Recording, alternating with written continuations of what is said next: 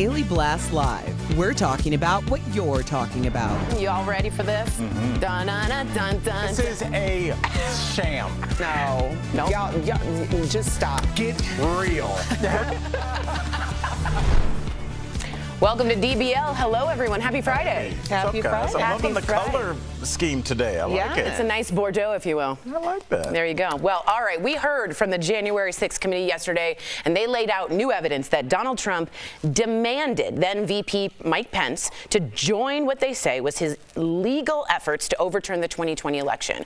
We also heard how close Pence came to danger that day, with these new photos showing him in a parking garage under the Capitol, just steps away from the angry mob. We also heard about a phone call between Trump and Pence on that day. Here's what Ivanka Trump had to testify about it. Take a look. When I entered the office the second time, he was on the telephone with who I later found out to be was the vice president. The conversation was pretty heated. Other details about that phone call included the president calling Mike Pence, quote, a wimp, and another term for a female body part, in reference to his refusal to go along with the Trump's plan. Former President Trump is now hitting back on his social media platform. He demanded equal TV time to set out his case for election voter fraud and called the hearing a, quote, highly partisan witch hunt. So my biggest takeaway from this is the number 40 feet. I don't know if you guys know. As Mike Pence was leaving, because it was getting too much, he went down underground and within 40 feet of the rioters, and they showed this with a map of how close he came to them yelling, we're gonna drag you, we're gonna make you bloody, we're gonna take you out, we're gonna kill you. He was then taken down and spent 4.5 hours, which I didn't know, underground with his family because they were all too close. I find this fascinating. What do you think, Erica?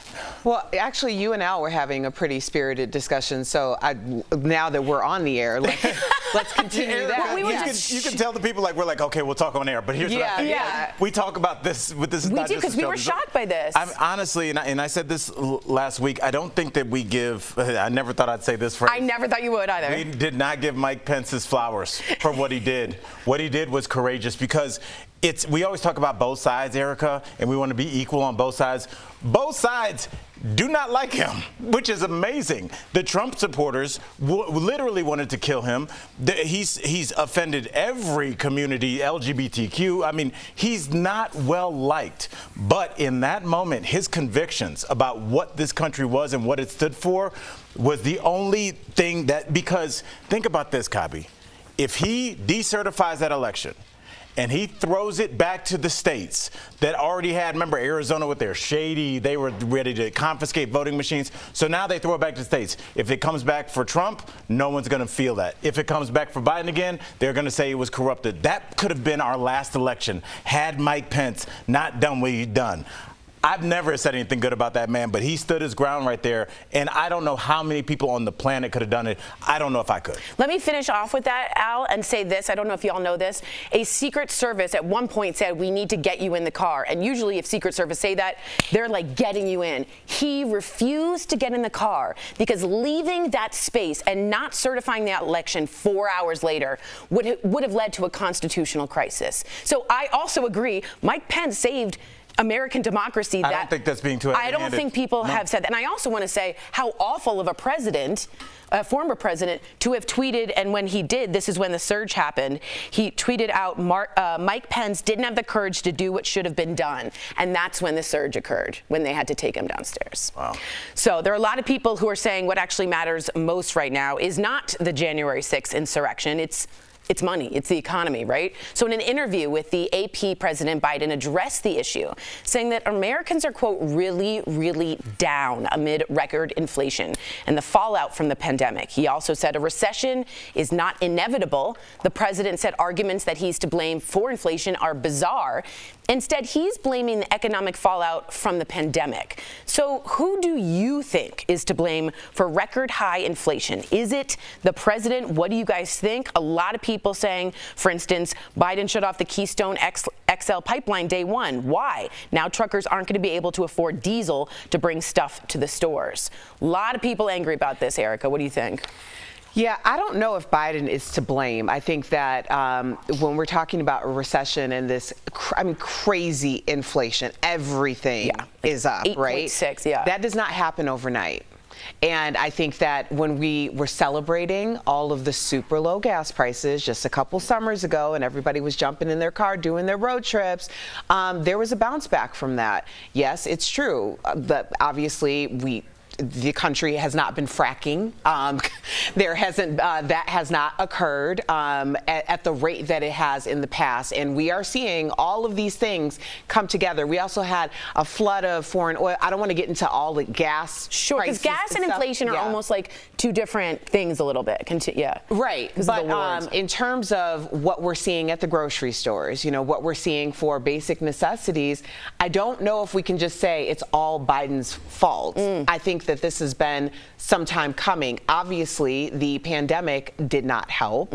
Obviously, there's a war going on, which isn't helping. We have so many breaks in the chains when it comes to food or general supplies, our commodities. So it's like, it's just the perfect storm. And what really bothers me the most about what Biden said was that the recession isn't inevitable. And I don't want people to hear that and be like, oh, we're fine, because we're not. Like, people need to be prepared, whatever that means to you. Right.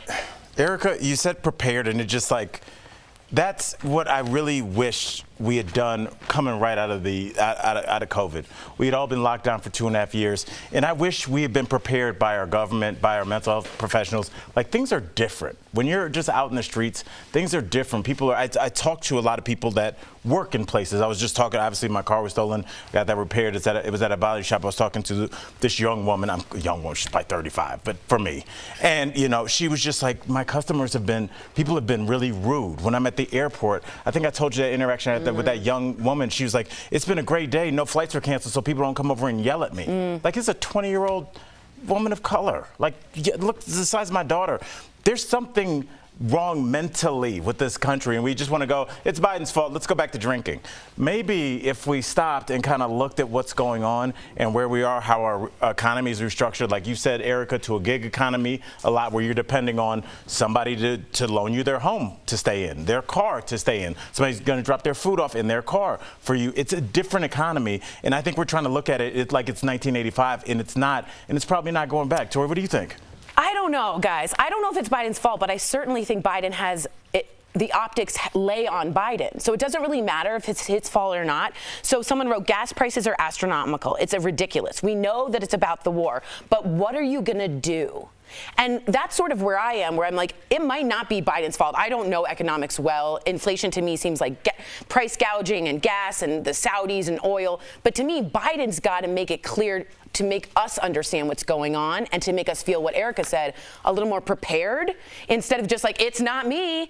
And someone said, people get all bent out of shape. We like to think our politicians could control the world, but they can't. But they can ease the world. They can help us feel more empowered. So right now, I'm a little like Biden, would love to hear more about what we can do, what you're doing, a plan, a bill. Other than saying it's bizarre that they blame me. Yeah, that's what you're going to do. You're the president. The buck stops there. You know what I mean? I would agree with that. The messaging even has not just been great. Optics. And also, people don't understand the economy. Right, so that's people are part just of going it to too. no one does. It's like the cloud. No one knows. Coming up on or DBL. the stock market. Oh my God, no idea. In honor of Father's Day weekend, we're going to talk about the best advice we've ever gotten from our dads. And Dr. Coley joins us in studio to talk all about the health stories making headlines, from Justin Bieber's medical battle to COVID vaccines for younger kids. That's coming up next. Closed captioning provided by This June, DBL isn't holding back. I've already spent my time and all of my sanity on trying to make you happy. I like a little cheese on my potatoes. That's what's going on in my head. That's what we need more of, conversations in this country like this show. Thank you. DBL is all new every day. Just so you know, I wanted to let you guys know that the plan, John Eastman's plan, who's the lawyer if you didn't know, was that Pence would count the ballots starting with Alabama, and when he got to Arizona, he would announce he would defer decision on it until finishing other states. So what that means is stall it. He would stall the certification, which was the whole goal of it. And if you do that, you kind of put people in a constitutional crisis of like, well, then who's in charge, right? So I thought that was super interesting. And again, that Mike Pence tweet they played at the January 6th, they said, given the states a chance to certify a corrected state of facts, not the fraudulent or inaccurate one, he didn't have the courage to do. And then he called him a wimp, and they said that's when the surge occurred. I mean, this is a whole. I mean, there's still so many questions with all this. Like, where was I watched those January 6 hearings, and they're calling for backup, but it never comes. What is the syndrome? Well, and he has his own. Just the entire when I was watching it live in real time, I was like, if somebody broke into your home, and you called so then the you're going to have police, to follow up. Okay, so and what is she? they didn't clear your home for hours after that. Right. I thought that was so strange. They were There had to be police all around that were in the precinct. Like, should we go? National Guard wasn't called. There's a whole question as to why those people weren't called. There's a picture, Al, I want to show you. I would say it's a question. Yeah, right. Of Pence in this like indoor spot, and there's a curtain, and Karen Pence is going like this. I don't know. Are we still on? Oh, okay, never mind. Are we on or not? I just don't know how much time we'll just ride this. Oh, okay. Anywho, there's a 30 seconds. I know their nails are amazing. 30 seconds. There's a picture of Karen Pence going like this. Okay, whatever. That was not great. Front and back, because it looks like short.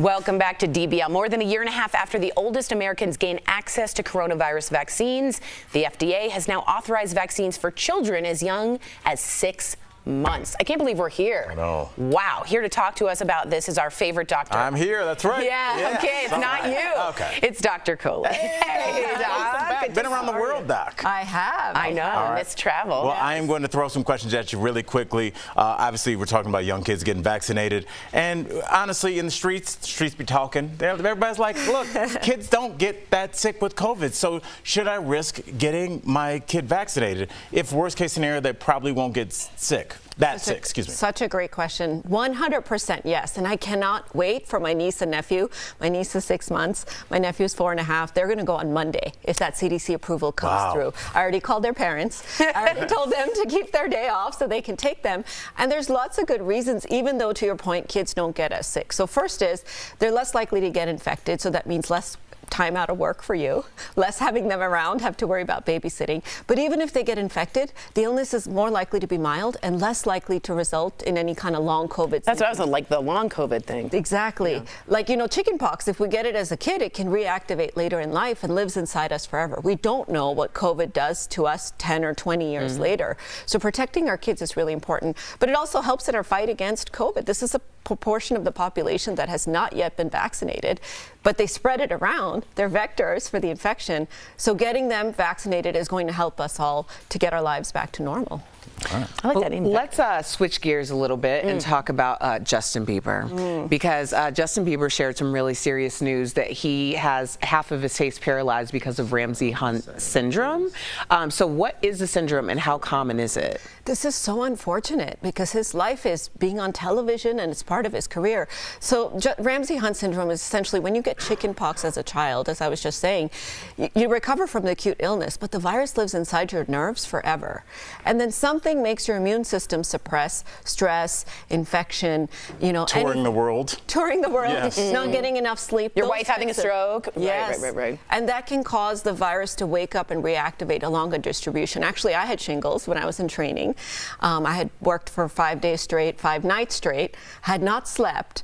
And I woke up one day, there was a rash around my back, and it was shingles. And And I was really happy because I got a day off.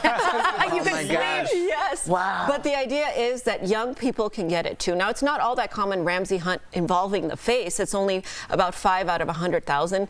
So usually occurs in older people. So seeing it in a young person like this, it's pretty dramatic. And I do hope that his recovery is somewhat good so that he can recover at least some function on his face. Wow. Well, is shingles preventable? Because everybody I know has had it, like that's kind of over 50 years old, mama. and they said it's extremely painful.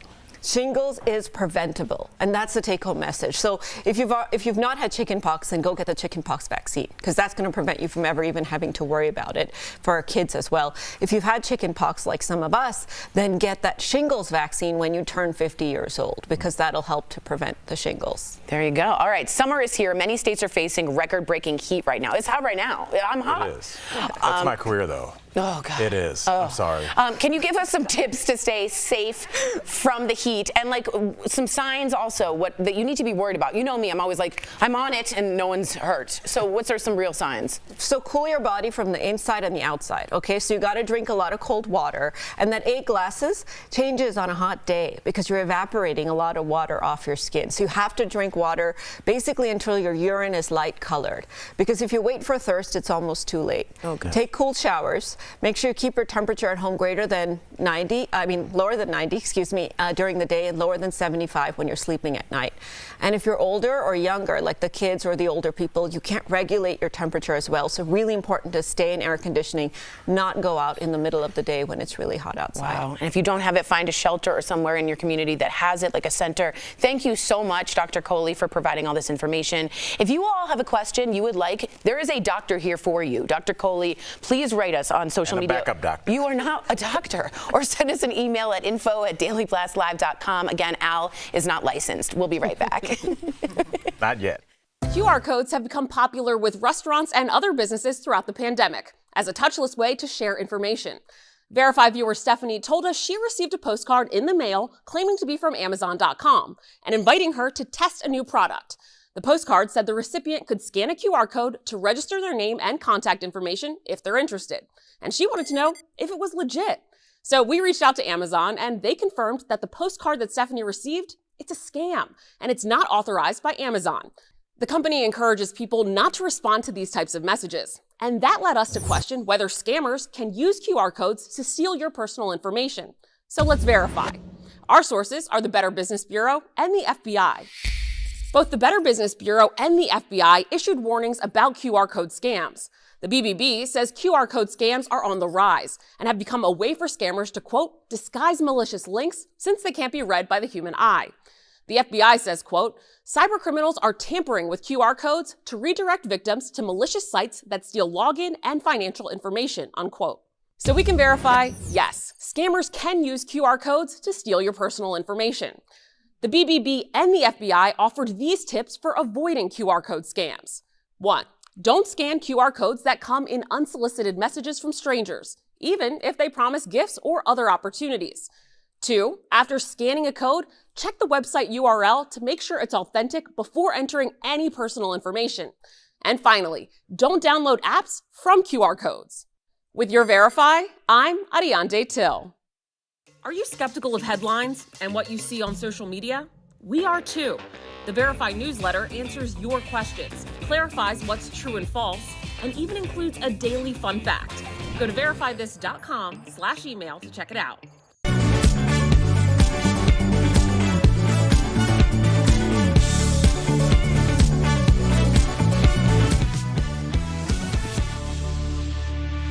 Welcome back to DBL. With Father's Day coming up this Sunday, many people will be celebrating the wisdom that makes their dads special. And online, people are sharing important advice from their dads that made a difference in their lives.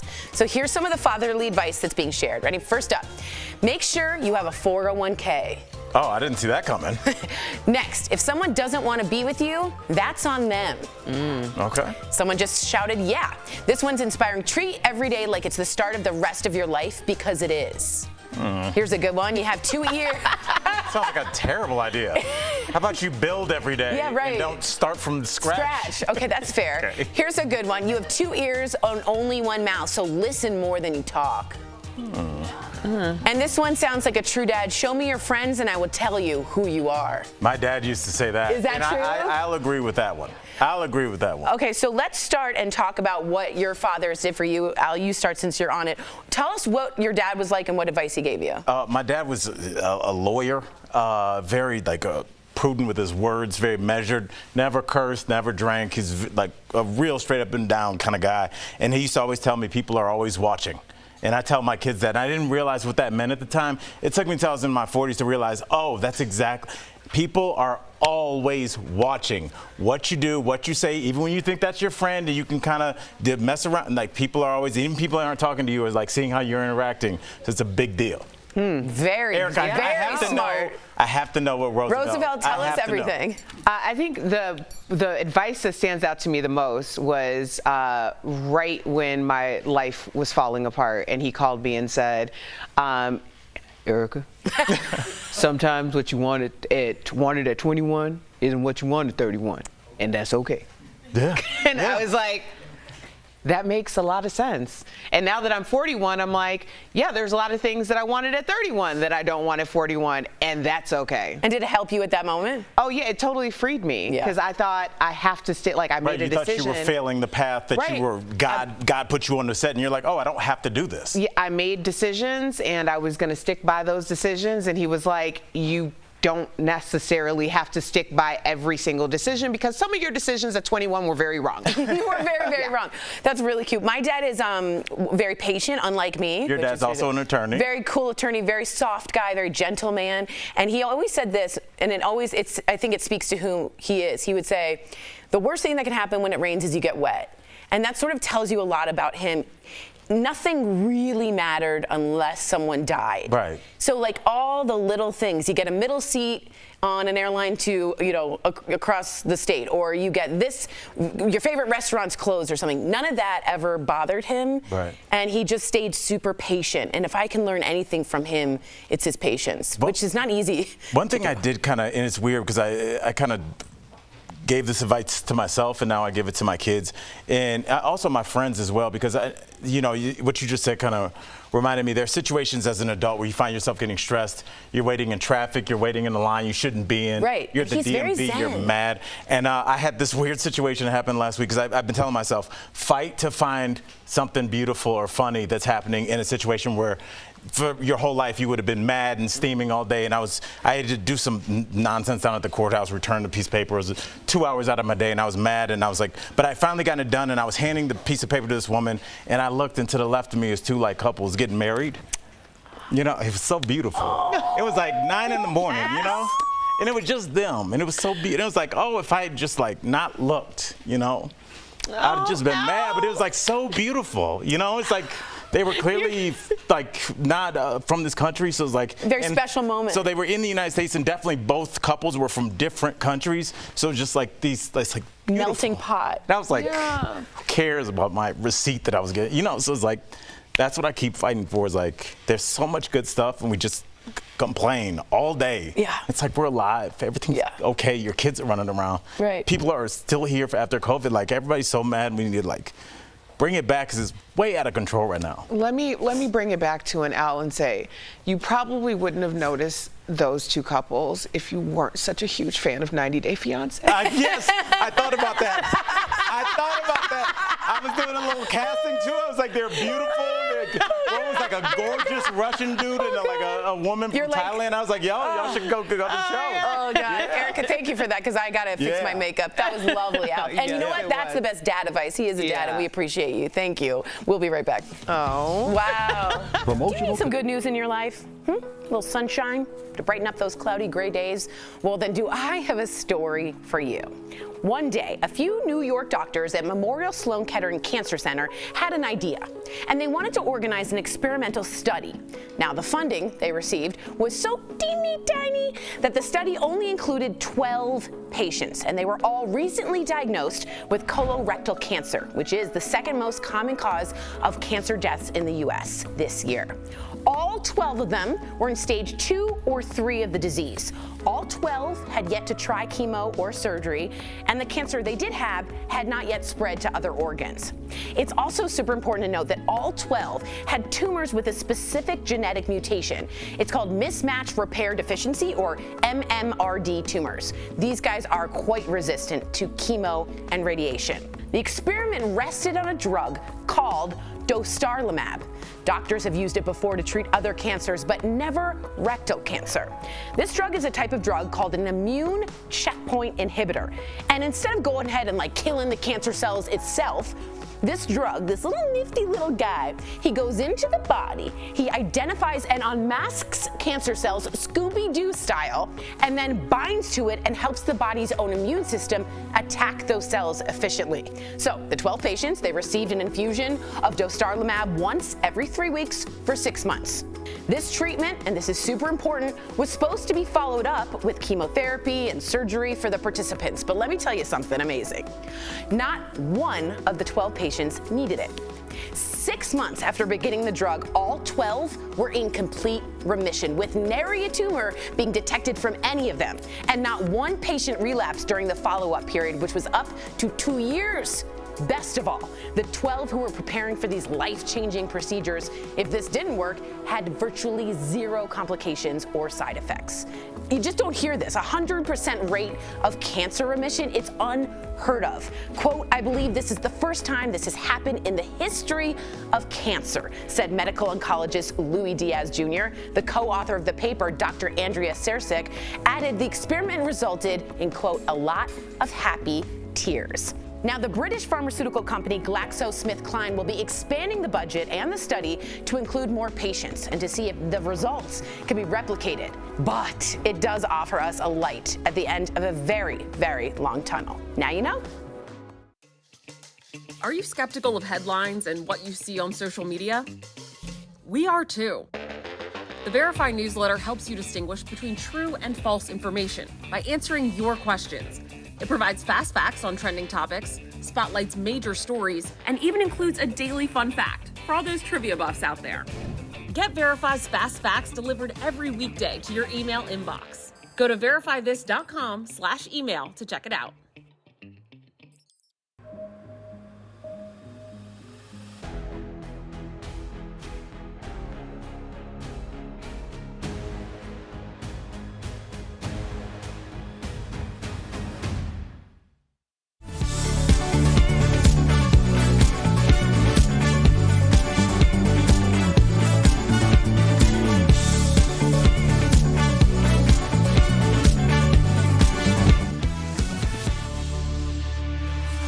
Welcome back. We have to give a big DBL shout out to the Golden State Warriors. Yay. Steph Curry, I know a couple things about it. Yes. Jordan Poole. Yes. Huh? Coach Kerr. Yes, shout out to him. The team claimed another championship last night, defeating the Celtics 103-90 in Game 6 of the NBA Finals. This is their 4th title in the last 8 seasons. They celebrated by spraying each other down with ridiculously expensive bottles of champagne. Can we do that when this show ends? Why are we cheaping out a little bit? Just every show, a little champagne back. Shout out to them, yes. So shout out to congratulations, Mazel Tov. We'll see you Monday, same time, same place. Bye, guys.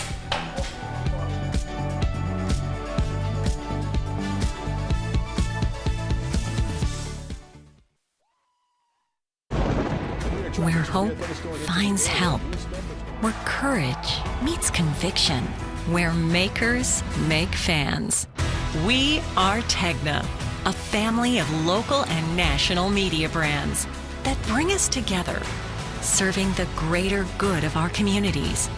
Where national know-how backs local business. Be in good company with Tegna. This June, DBL is holding nothing back. I've already spent my time, my resources, and all of my sanity on trying to make you happy. Whew, all right. No, we're holding you as accountable adults. It needs to be changed. We're in a fight already. I'm all in with the knee now. You are? Absolutely not. No. first girlfriend in Hollywood. What? Yes, baby. I'm looking at a cutie, okay? I love what you're doing. I just want to thank you. Honestly, that's why we watch. Right, yep. DBL is all new every day.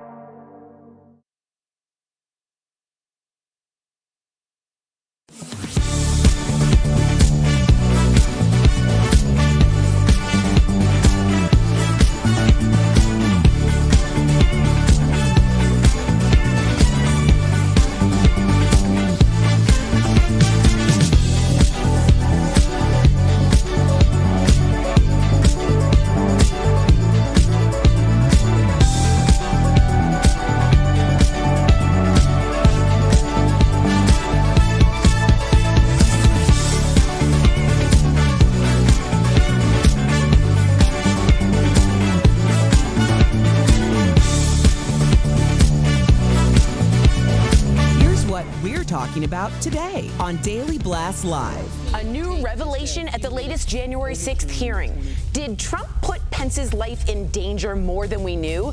And the inflation blame game. Is President Biden responsible for the high prices? As we head into Father's Day weekend, we're talking about the best TV dads of all time. Who's your favorite? Father of the Year. Plus, Chef Jernard is firing up the grill for the ultimate dad meal. Drake drops a new album overnight, but why are some fans saying it's a flop? And Harry Styles stops his show to give a very special shout out. Oh my gosh. Are you insane? This is a sham. No. Nope. Y'all, just stop. Finally here, drum roll. Welcome to DBL. Okay, first things first, we heard from the January 6th committee yesterday. You all have a lot to say about it. They laid out new evidence that Donald Trump demanded then VP Mike Pence to join what they say was his illegal efforts to overturn the 2020 election. We also heard how close Pence came to danger that day with these new photos showing him in a parking garage under the Capitol just steps away from the angry mob. We also heard about a phone call between Trump and Pence on that day. Here's what Ivanka Trump testified about it. When I entered the office the second time, he was on the telephone with who I later found out to be was the vice president. The conversation was pretty heated. Other details about that phone call included the president calling Mike Pence a quote-unquote wimp and another term for a female body part. We're on daytime TV. I cannot say it, but you know what I'm referring to, in reference to his refusal to go along with Trump's plan. Now, former President Trump is now hitting back on his social media platform. He demanded equal TV time to set out his case for election voter fraud and called the hearing a, quote, highly partisan witch hunt. What do you think about Trump's response and what all went down and how close Pence was to imminent danger? I mean, as we go through these hearings, we keep looking at the timelines and how close just senators in general, Mitt Romney was to who knows what. These people had zip ties. They were not messing around there. When we start talking about Mike Pence, I believe that he should be isolated and also elevated for what he did, because if he decertifies that election and throws it back to the states, especially states in which there were some rogue factors there that may have changed the results, I don't know if we ever have another election again. And I'm not trying to be hyperbolic about that, because once we don't believe in elections, we can't go back from that. If we all decide in this room we're going to have elections about whether we're going to have pizza or Chinese food, and you feel like 2 straight times there's been more votes, but yet we had the food that people didn't vote for, you would lose credibility. If we have that in this country, then what are we? We're a democracy. So once we don't have votes anymore, Tori, we're just a landmass with people. I agree with you. He single-handedly saved America that day. Single-handedly. I'll tell you another detail. They said the Secret Service were like, get in the car. We need to leave. He said no. If I leave, the transfer of power, Mike Pence says it will stop. He stayed in that underground thing for 4.5 hours until he walked back up and certified and said, let's get to work. I don't like very much anything Mike Pence does. He single-handedly knew what to do that way. But let me just tell you, 40 feet is what they said. He was 40 feet from the rioters, and they were yelling, we're going to grab you. We're going to pull you out and bloody you. We're going to hang you. And this was right after. Is that a direct quote? Direct quote. And this is literally from January 6th. They have footage. And then it went to Trump tweeting at that moment, Mike Pence didn't have the courage to do what he should have done, and they said the surge started, and that's when they had to get him underground. So they're comparing it to the tweets as if that was part of the conspiracy to continue the violence. So it was an amazing day. Erica, I want to get your opinion on this part, because there are a lot of people who are saying that what actually matters most right now is not the January 6th insurrection. It is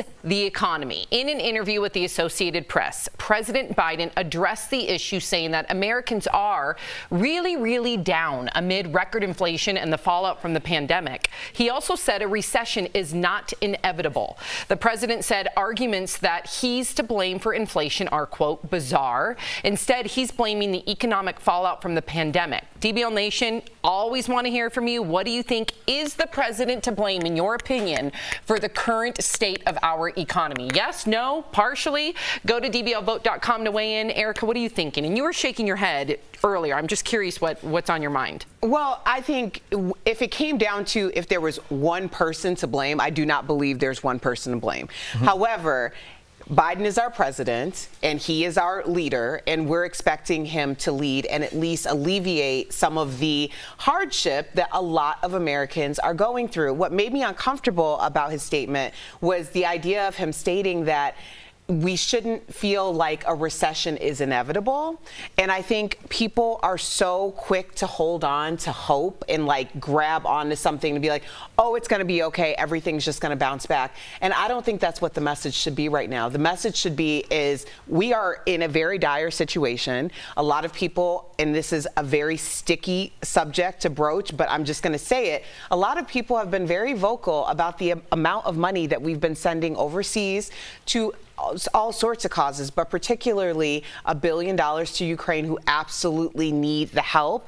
But when American citizens aren't able to get in their car and put gas in their car, or they're not able to pay the prices at grocery stores because the rates are so high, or look at all of the things that have been completely off shelves. I mean, we started with baby formula, tampons. Tampons are gone. Everything's gone. Peanut butter. Yeah. Like, it's just been, the cycle or the chain has been so diminished, and people are suffering right now. So the idea of like, don't get too worried, it's too late for that. I don't know if people have a choice to get worried, because you don't get worried when you understand things.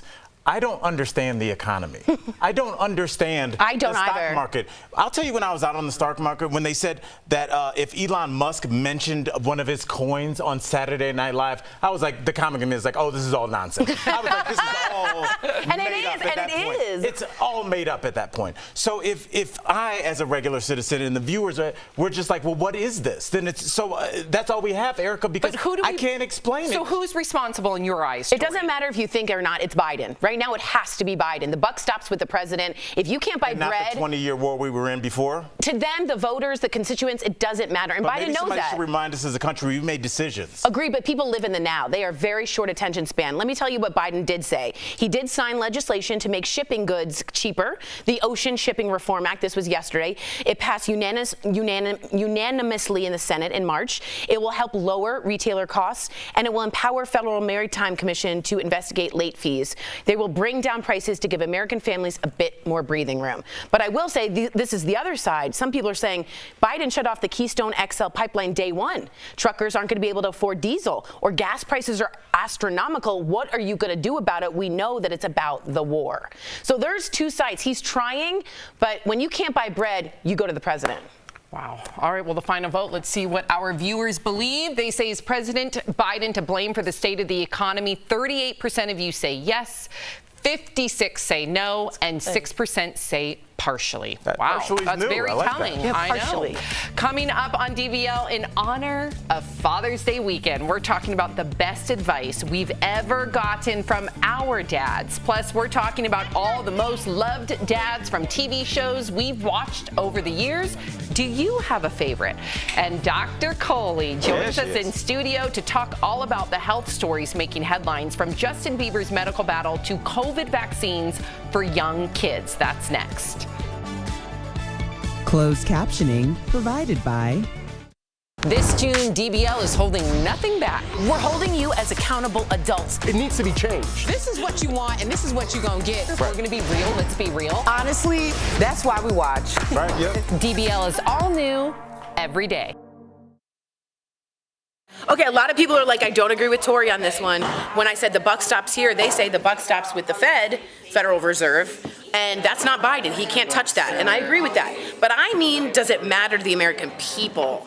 And to me, you're going to go to the president, and even if it's not fair and his hands are tied. Well, see, but that's kind of the Which are issue, because if the president has no, when you're talking about the Federal Reserve, the president has no power. No power over that. So it's like, when we're saying, like, who's to blame, like, should we be asking that question? Because blaming someone, especially someone who has limited power in certain degrees in these areas, doesn't really help anything. That's a good point. Why blame? like, exactly. Why blame in the first place? place? When we're talking about the federal or reserves, not federal, but reserves, let's talk about petroleum. Let's talk about gas prices. And what's happening in the stock market right now is that gas price, or oil and gas, are at an all-time high for the past, maybe in the past 6 months, but from the past 3 years prior. But you also have to remember, yes, Biden did stop the Keystone Pipeline, but Trump flooded the country with foreign oil. So, and that was 3 years ago?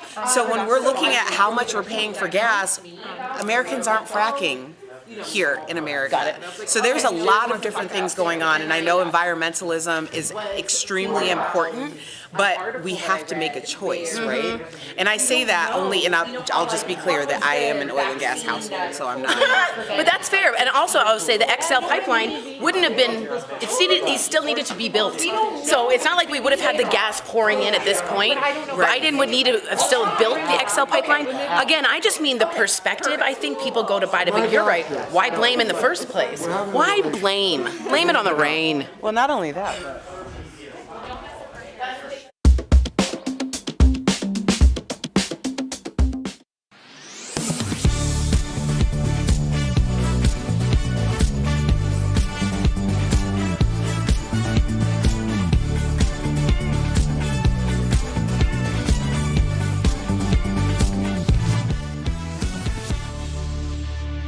Welcome back to DBL. More than a year and a half after the oldest Americans gained access to coronavirus vaccines, the FDA has authorized vaccines for children as young as 6 months. Here to talk to us about this is our favorite doctor, Dr. Coley. Yes, Dr. She's been everywhere, by the way. She's on her doctor tour right now. She's all over the nation, but she's here now. Okay, so Dr. Coley, kids don't get that sick from COVID, right? We all know that. We talk about that. So should young kids as young as 6 months actually be getting the vaccine? What's your opinion? And then I'll tell you what kind of changed my mind. 100% yes. I have actually been waiting for this day because my niece is 6 months old, so she's just eligible. My nephew's 4.5, and I told their parents to take them on Monday. So I told them to take time off of work so that hopefully it comes through this weekend. And the reason, guys, is one, we have to do it for our kids. So even though they don't get that sick, we don't know what the long-term effects of this virus are on our kids. We know that kids get long COVID. We know that kids have died. Now, even if they get infected, the vaccine is likely to make their infection milder and, more likely to help them recover quickly. And they make it less likely for us to catch it, too. So we're doing it for the kids. We're doing it for ourselves, making sure we don't have to get out of work. And we're doing it for our fight in the pandemic, because if they get vaccinated, they can't spread as efficiently, and that helps, too. And my number one thing was, okay, I'm going to get them vaccinated. You know, I lost my brother-in-law, Eric, and I don't want it to spread to other people. But then I thought, but then they don't get really that sick. But then what changed my mind is reading the article about we don't know, like, for instance, what was the disease that later turned into HPV? And if you had gotten vaccinated for it, then you would not have, you know, been at risk for it. So things like that, we don't know what COVID will amount to later on. So getting the vaccine protects our children from what could happen later on, in my opinion. Is that accurate? 100%. I mean, HPV causes cervical cancer, preventable. EBV, we've learned, which causes mono, causes multiple sclerosis, also preventable with vaccine. Chickenpox causes shingles, also preventable with vaccine. So we don't know these viruses can live inside us forever. Well, speaking of shingles, because I know that there is a connection to this story, but Justin Bieber recently announced that he has Ramsay-Hunt syndrome and it paralyzed half of his face. So what is the syndrome and how common is it? It's so tragic for him to have it at such a young age. Usually we see it in older people, 60s, 70s, so it's pretty rare. Only about 5 cases out of every 100,000. But essentially what it is you get chickenpox as a child, and then it lives inside you forever, even after you get better from the acute illness. And then in infection, stress, anything that suppresses your immune system causes that virus to wake up, start replicating, cause inflammation in the facial nerve, which can then cause basically paralysis of that. And depending on how quickly it's treated, the paralysis could even potentially be permanent. I was wondering, that's terrifying. I want to get this really quick. Father's Day is this weekend. Hi, Dad. He's not watching. How can we give the gift our dad? How can we give health to our dad? That's what I really want. I want him to stick around forever. You know, I think the best gift we can give our dad on Father's Day, in addition to the money clip and the ties and the brunch, is the gift of health. And we have to know that heart disease is the #1 killer of men. And the American Heart Association says that 80% of heart attacks and strokes are preventable with the right strategy. So we got to remind Dad to do his heart disease screening. That's cholesterol, diabetes, get his blood pressure checked. But we also have to remember cancer screening in our dads. Prostate cancer, skin cancer, colon cancer. Just make sure to remind Dad to do all that while you're talking with him over brunch. I love Perfect. it. He'll be happy about Cheers. that. Colon cancer. Yeah, exactly. I love it. Thank you, Dr. Coley, as always, for providing all this information. If you have a question you would like answered by Dr. Coley, write us on social media or send us an email to info@dailyblastlive.com. Coming up on DBL, what's the best advice you've ever gotten from your dad? Watch DBL. We're talking all about that next. Thanks, Dr. Coley. QR codes have become popular with restaurants and other businesses throughout the pandemic as a touchless way to share information. Verify viewer Stephanie told us she received a postcard in the mail claiming to be from Amazon.com and inviting her to test a new product. The postcard said the recipient could scan a QR code to register their name and contact information if they're interested. And she wanted to know if it was legit. So we reached out to Amazon and they confirmed that the postcard that Stephanie received, it's a scam and it's not authorized by Amazon. The company encourages people not to respond to these types of messages. And that led us to question whether scammers can use QR codes to steal your personal information. So let's verify. Our sources are the Better Business Bureau and the FBI. Both the Better Business Bureau and the FBI issued warnings about QR code scams. The BBB says QR code scams are on the rise and have become a way for scammers to, quote, disguise malicious links since they can't be read by the human eye. The FBI says, quote, cybercriminals are tampering with QR codes to redirect victims to malicious sites that steal login and financial information, unquote. So we can verify, yes, scammers can use QR codes to steal your personal information. The BBB and the FBI offered these tips for avoiding QR code scams. 1. Don't scan QR codes that come in unsolicited messages from strangers, even if they promise gifts or other opportunities. 2. After scanning a code, check the website URL to make sure it's authentic before entering any personal information. And finally, don't download apps from QR codes. With your Verify, I'm Ariane Till. Are you skeptical of headlines and what you see on social media? We are too. The Verify newsletter answers your questions, clarifies what's true and false, and even includes a daily fun fact. Go to verifythis.com/email to check it out.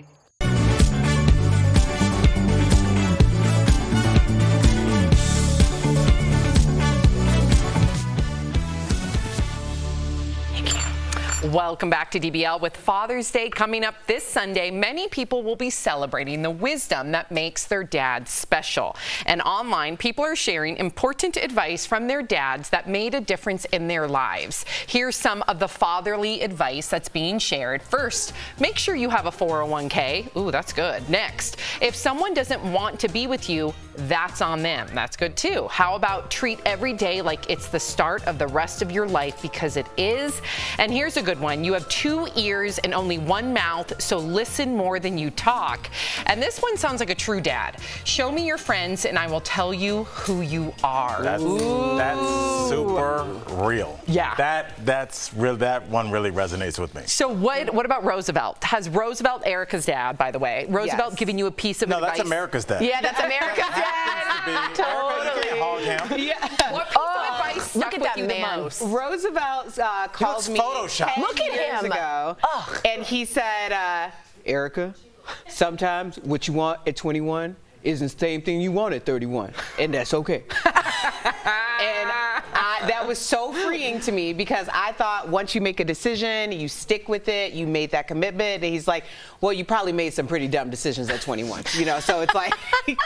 I love it. Or That's just great different advice. decisions. Yeah, absolutely. Al, what about you? And I know you lost your dad. I Yes. just want to preface that because, you know, my niece and nephew recently lost their father. Absolutely. It doesn't have to be a father figure. It could be a grandfather. It could be a neighbor. Anybody that impacted you. I think that needs to be said. Yeah, whoever's filling that role. I'm glad you said that, Yeah, me Sammy. too. Honestly, I was thinking about like something that I still take with me today. That's my dad right there.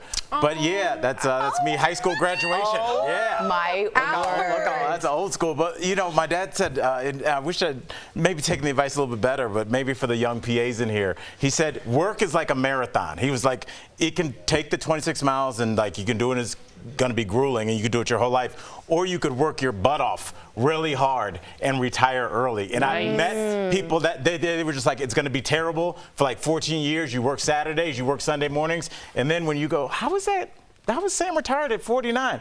Because she sacrificed her 20s and 30s. So it's like, I didn't do that, but I know some people that did. I didn't know what I wanted to do until I was like 34. Yeah. Which is beautiful in its own right, I think, which is cool. Tori, what about you? My dad's a very patient man. He's had to deal with all 3 women, a lot of estrogen, and a very ill mom. So I just, oh, there he is. I love my dad day. Shout out, Jerry. I love my dad day. So here's the thing. He's the gentle, warm, really calming parent. And whenever it rains, this always brings up like a metaphor for me. Everyone goes like, oh my God, it's raining. Ah! And he always goes, well, you're just going to get wet. And that like really, I just took away a lot of the panic and the charge of almost any little thing. You get a middle seat. Your favorite restaurant's closed. Your coffee isn't great. That's it. Really? You're not going to die. Yeah. And I'm not good at that. I like to go to, you might not have noticed, I like to go to extremes. You just get wet. That's all. So I thought that was great. What about you, Sammy? For me, my dad has, you know, has had a lot to deal with in his life. And my dad has always been someone that never gave up and has always worked on being the best version of himself. Great picture. And for me, this was just like a week ago. We had so much fun miniature golfing. Miniature golfing just here in Denver.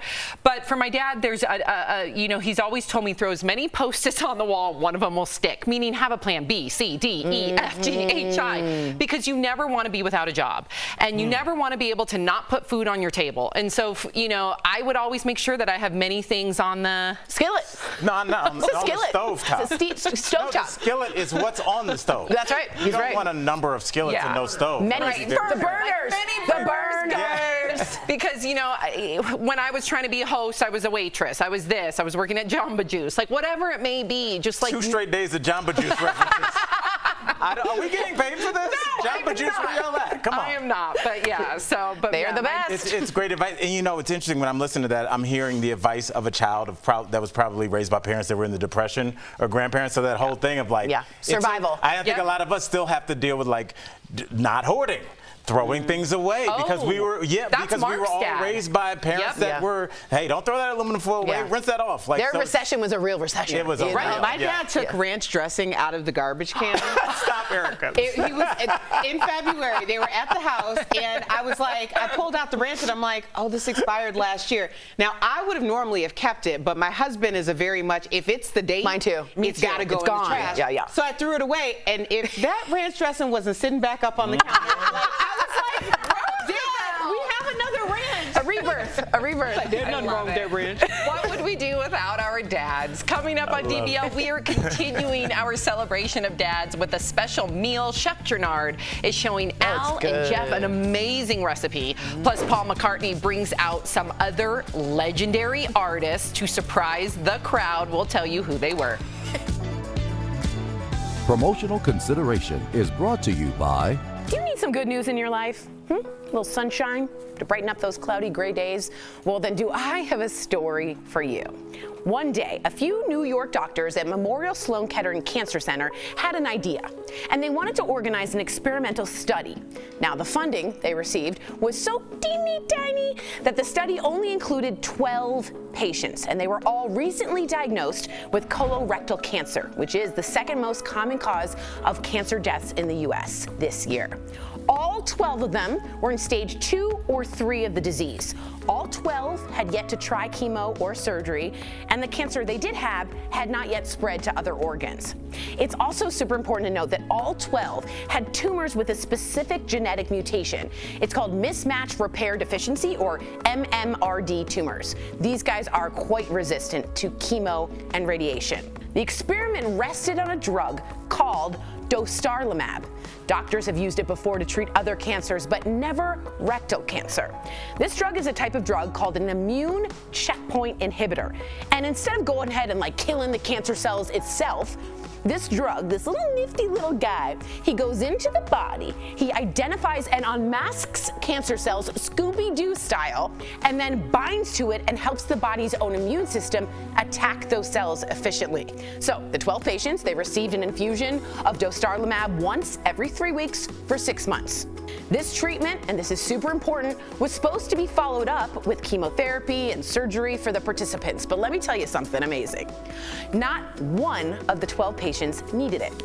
6 months after beginning the drug, all 12 were in complete remission, with nary a tumor being detected from any of them. And not one patient relapsed during the follow-up period, which was up to 2 years. Best of all, the 12 who were preparing for these life-changing procedures, if this didn't work, had virtually zero complications or side effects. You just don't hear this. 100% rate of cancer remission, it's unheard of. Quote, "I believe this is the first time this has happened in the history of cancer," said medical oncologist Louis Diaz Jr. The co-author of the paper, Dr. Andrea Sersic, added the experiment resulted in, quote, "a lot of happy tears." Now, the British pharmaceutical company GlaxoSmithKline will be expanding the budget and the study to include more patients and to see if the results can be replicated.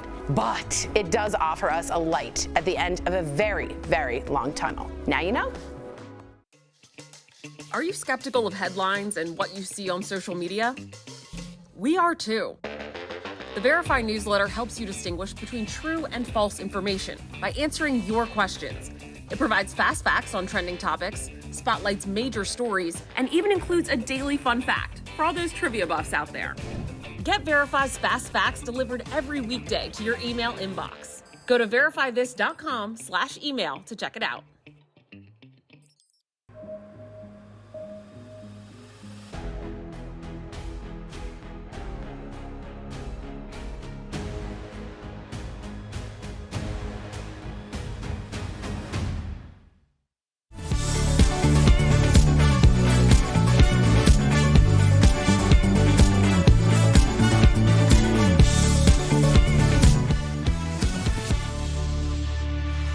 Welcome back. We have to give a big DBL shout out to my home team, the Golden State Warriors. Yes, Sam's the team claimed another championship last night, defeating the Celtics 103-90 in Game 6 of the NBA Finals. This is their 4th title in the last 8 seasons. They celebrated by spraying each other down with ridiculously expensive bottles of champagne. As you do. Sam, how did you celebrate your home team's win last night? I was happy for them. Who do you think played the best? Find out? When did you know? Klay Thompson. There you go. Draymond Green. Steph Curry. See, don't challenge me. Good job, Sam. Like a substitute teacher would. Draymond, sit down. Draymond Green. Hey, yes, okay. My husband's more of a fan than me. If you're leaving us, you can watch the second half of the show online. Watch on YouTube, dailyglasslive.com, or our app. But if you get the second half of the show, here's what's ahead. Chef Gernard is firing up the grill for Father's Day. He's got the perfect recipe. today, and Drake releases new music, but find out why it's not getting rave reviews from everyone.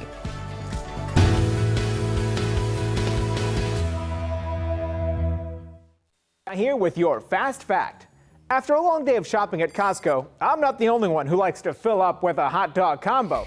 The $1.50 deal has been a staple since 1985, and last year, Costco sold more than 122 million of these hot dogs worldwide. So when a viral tweet claimed the price was going up by $1, it caused a frank discussion. So let's verify. Is Costco raising the price of its hot dog combo? We checked with these sources for an answer. The store is synonymous with the $1.50 combo, and Costco executives assured shareholders the price won't change anytime soon. Let me just say, the price when we introduced the hot dog soda combo in the mid-'80s was $1.50. The price today is $1.50, and we have no plans to increase the price at this time. We also gave a few staffers the hard task of independently checking prices at their local stores, and confirmed you can still get a hot dog and a soda for $1.50. So, no, Costco is not raising the price of its hot dog. With your fast fact, I'm Brandon Lewis.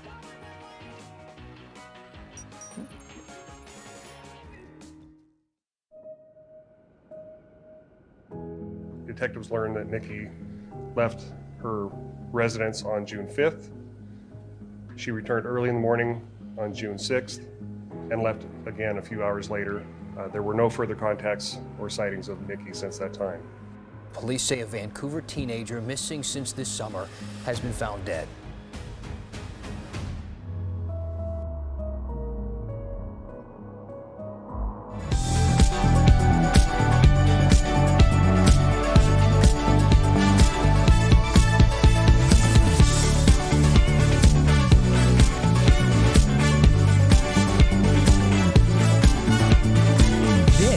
Is Daily Blast Live. We're talking about what you're talking about. Oh my gosh. Are you insane? This is a sham. No. Nope. Y'all, just it's stop. Finally here. Drum roll. How can you say you know what I'm feeling, know what I'm feeling? You don't feel nothing, nothing is healing. Time is just killing. How can you say know what I'm feeling? Welcome to DBL. Well, you just heard Drake's first single, Falling Back, from his new album. The video shows him marrying about 30 women plus, right? We're kicking off today's music-themed segment by talking about the rapper's new album. He dropped it at midnight. It's called Honestly Nevermind, and fans are surprised because he seems to be taking his music in a totally new direction. So far, the album is getting some pretty negative reviews. One fan said, no disrespect, but that honestly wasn't it. While another said, Drake's surprise album was like when your teacher surprises the class with a pizza party and you end up with this. But to be fair, let's listen to another song before we give our opinion. Oh, when you're ready, we can put this behind us. Maybe we can find us again. I know. Put this behind us. That sounds like Bieber on that second one. Yeah. I was not feeling the first track. That's Falling Back. I was not. With Tristan Thompson as the best man. Yeah, did y'all see that? Yeah. He was, Tristan Thompson was the best man, and then I thought, oh. Yeah, first of all, Cavs. Yeah, but honestly, 2016. I looked at that, and it made me strangely think about Outkast.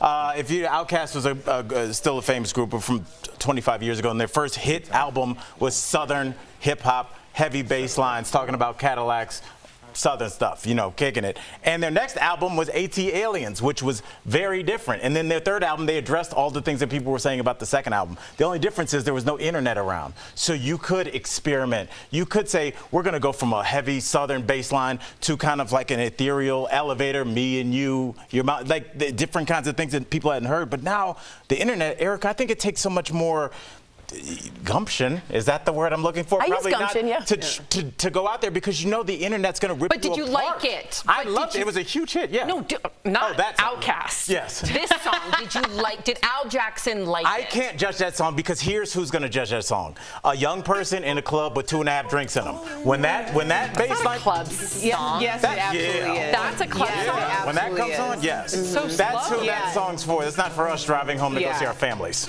These are definitely, this is club music. Summer club music, yeah. People are talking about like house music influence, especially when you start talking about the Midwest, that sound.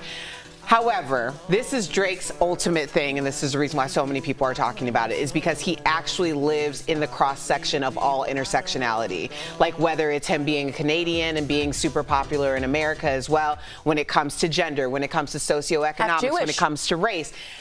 He lives in that cross-section, which means that he's for everybody, but there are going to be moments where he's not going to be for specific people because he doesn't fall into that lane. Okay. So, but Drake probably has one of the most diverse fan bases of all times. Yeah. All right, Erica Cobb there. Wow. Sir Paul McCartney, though, threw himself a birthday celebration during his concert last night at MetLife Stadium in New Jersey. Well, he had several special guests on stage to perform with him. I was there. Al was not there, but take a look at the first surprise for the crowd.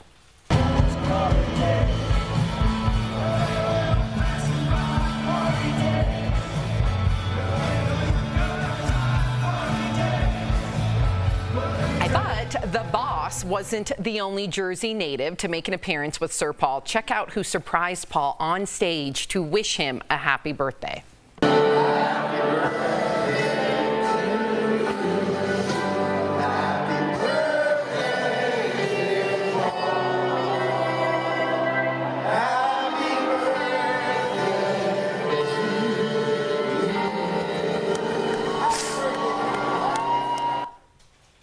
So that is John Bon Jovi. I did not recognize him. I'll be real. I did not. Yeah, he's gone into that white, more fluffy Einsteinian hair. I like he's embracing it, though. Yeah. I dug it. But Sam, your reaction, you had no idea. I had no idea. I think Sam thought he was just a roadie that was handing him balloons.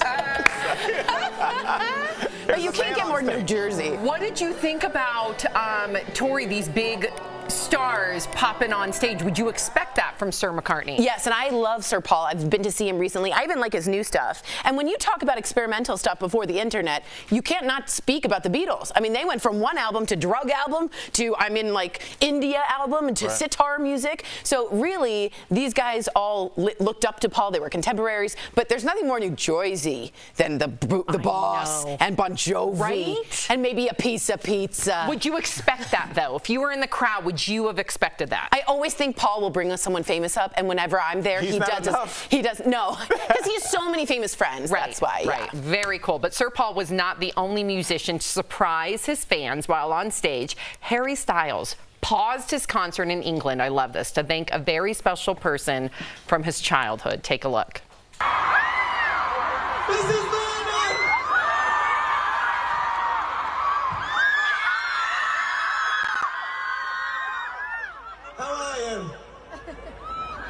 I heard you're retiring. I'd just like to thank you for everything in those formative years. And yeah, thank you so much. Oh my gosh. I didn't expect that, Mrs. That speech Berman. got you? Yes, that speech got me. That was Harry's first school teacher. You're a former teacher. I know. It just, there was no, he didn't say much. Do you not have a heart? I'm sorry, I didn't hear him say anything. When your former student came on the show and talked to you, you were crying like a baby. Yes, but he was able to finish his sentences. I'm sorry. Wow. Is this like a He was overcome. Anybody at home, did you hear one thing he said? He said, well, hey, good luck to you, bro. He said, thank you for my formative years. That's what you say when you get out of an Uber. Hey, good seeing. He said, thank you for my formative years. Love Uber pool. What? He got down on his knees. No, he did. He was standing the whole time. No, he got down on his knees and was blown away that she was there. And I would do that too if I ran out of words. You got to do something physical. Oh my gosh. Shame on you. Shame. You and the Grinch have a lot in common. Amen. Yes, your heart is two sizes too small. Let's listen. Let's listen. Okay, See? no words still. Look at it. That could be the beginning of Rocket Man. That's nothing. Okay, now he walks over. Listen, stop talking. I heard you're retiring. Retiring? I'd just like to thank you Aww. for everything in those formative years. And yeah, thank you so much. Why am I right all the time? You're not. I wouldn't even watch the show because I'm like, okay, Al's going to be right, so let's watch something else. I'm sorry, everybody. Yeah. That was pretty good. No, don't point at me. I know. I try and get like nice people on my side. It never works. Nope. Wow. No. Okay. Oh, God. Let me dry them tears. So, she can dance, you guys. Check this out. Angelina Jolie and Brad Pitt's 16-year-old daughter, Shiloh, showed off her moves in a new video released by Hamilton Evans Choreography. Take a look. Yeah, you gon' feel it for 2 weeks when I release you in them streets and keep my meaning discreet. Keep the clean in my Jeep and put that Yeezy in your teeth. Let my D's off they leashes if you even think to speak. I'ma give a whole new meaning when you said you live in a dream. We could keep. Wow. Yeah. Yeah. I mean, you come with two of the most charismatic people in the world. You have to come out with, I don't know if her parents had anything to do with that. When I think, that's God-given. Jolie and Brad Pitt You stop, dance. Tori. I'm just saying she's shown, because I think you come from two people that are just like brimming with charisma. I thought she did very good. That's where you think that comes. I think it's a lot of hard work. I think that's just natural gifts. Like some people's shoulders and hips move like that. I think she's going to be a huge star. I don't know. I do too. You know, I don't know like what you can do with just dancing, like backup or whatever. No, listen, you can choreograph, you can dance. A lot of those dancers ended up becoming singers if that's what she wants to do. Sky's the limit for her. Maybe it's just an outlet. Skills. And that's at Millennium Dance Studio, right there in Studio City, where Mark and I learned our dance for our wedding. Wow. Very similar, I'm sure. Was not. Terrible. So cute. All right, coming up, TV dads, we will never forget. We're talking about some of our favorites from classic TV shows over the years and grilling out with Chef Gernard. He's cooking up a delicious recipe for dad this Father's Day weekend. 2 weeks when I release you in them streets and keep my meaning discreet. Keep the clean in my Jeep and put that Yeezy in your teeth. Let my D's off they leashes if you even think to speak. Closed captioning provided by. This June, DBL is holding nothing back. We're holding you as accountable adults. It needs to be changed. This is what you want, and this is what you're gonna get. We're gonna be real. Let's be real. Honestly, that's why we watch. Right, yep. DBL is all new every day. Interesting is she's very shy. She was Like, normally didn't honestly, want to be in the we spotlight. were just talking about my former student. He just texted me just now. Look at the time. What'd he say? What'd he say? He dropped a new album. My boy Lyndon, who I can't believe I taught him in middle school. He's now an accomplished musician. I'm waiting where they can see it. Yes. Okay. Go to Apple Music. I'm just pulling this up. He just sent it. Earn the Title is the name of it, and it's Lyndon LaVoe. LaVoe has an X at the end. It's under Hip Hop and Rap 2022. Lyndon with a Y, LYNDON, LaVoe. He's one of my students, one of the best people I've ever met, and we're just randomly What a coincidence. the universe. Like I promise, I'm not like doing a I'm plug, telling you, Erica. Right like you just now, text. I'm gonna give you a pro tip, I okay? think I Right might be now, going through whatever you want, ask for it. There's something happening in the universe right now. Really? There's a strawberry moon that's also important. Whatever you want, but be careful. Be careful what you ask for. Yeah. You gotta ask. You gotta put it out. You gotta be This is specific, right? manifestation season. Right, for how long? I don't know, but I just know it's right happening. I know we in it. Okay. We are I in know it. we in it. I like full moons and strawberry moon is double. Out there, Yeah, go ahead. I want DBL to win an Emmy. Yeah. Oh yeah. Like not in 10 years, like next year. Yeah. Next year. Okay. You know what I'd like? Watch this magic. That's right. I'd like some ice cube. An ice pack. That's what I'm manifesting, an ice pack. It's warm, and guys, in Denver, we've had a heat wave. I didn't know if you knew. No, they just had a heat advisory. It's a heat wave? We haven't had a heat advisory In like 8 years. In like 10 years. We Yeah. have it today. Wow. This hot last summer. But today is a heat advisory, like dangerously hot. It could get up to 101. And that's just the temperature, not the wind, not the heat. What's the word for it? Air pollution. No. So in India, I know Al doesn't know this story. They skipped a whole spring. They went from winter to summer. It's very hot there.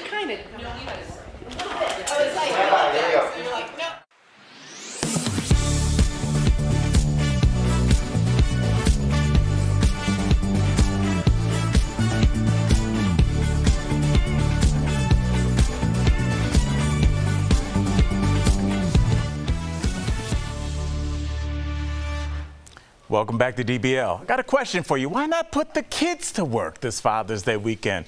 Earlier, Chef Gennard stopped by to fire up the grill and show us a recipe that's perfect for dads and kids to make together. You're gonna love it. Take it.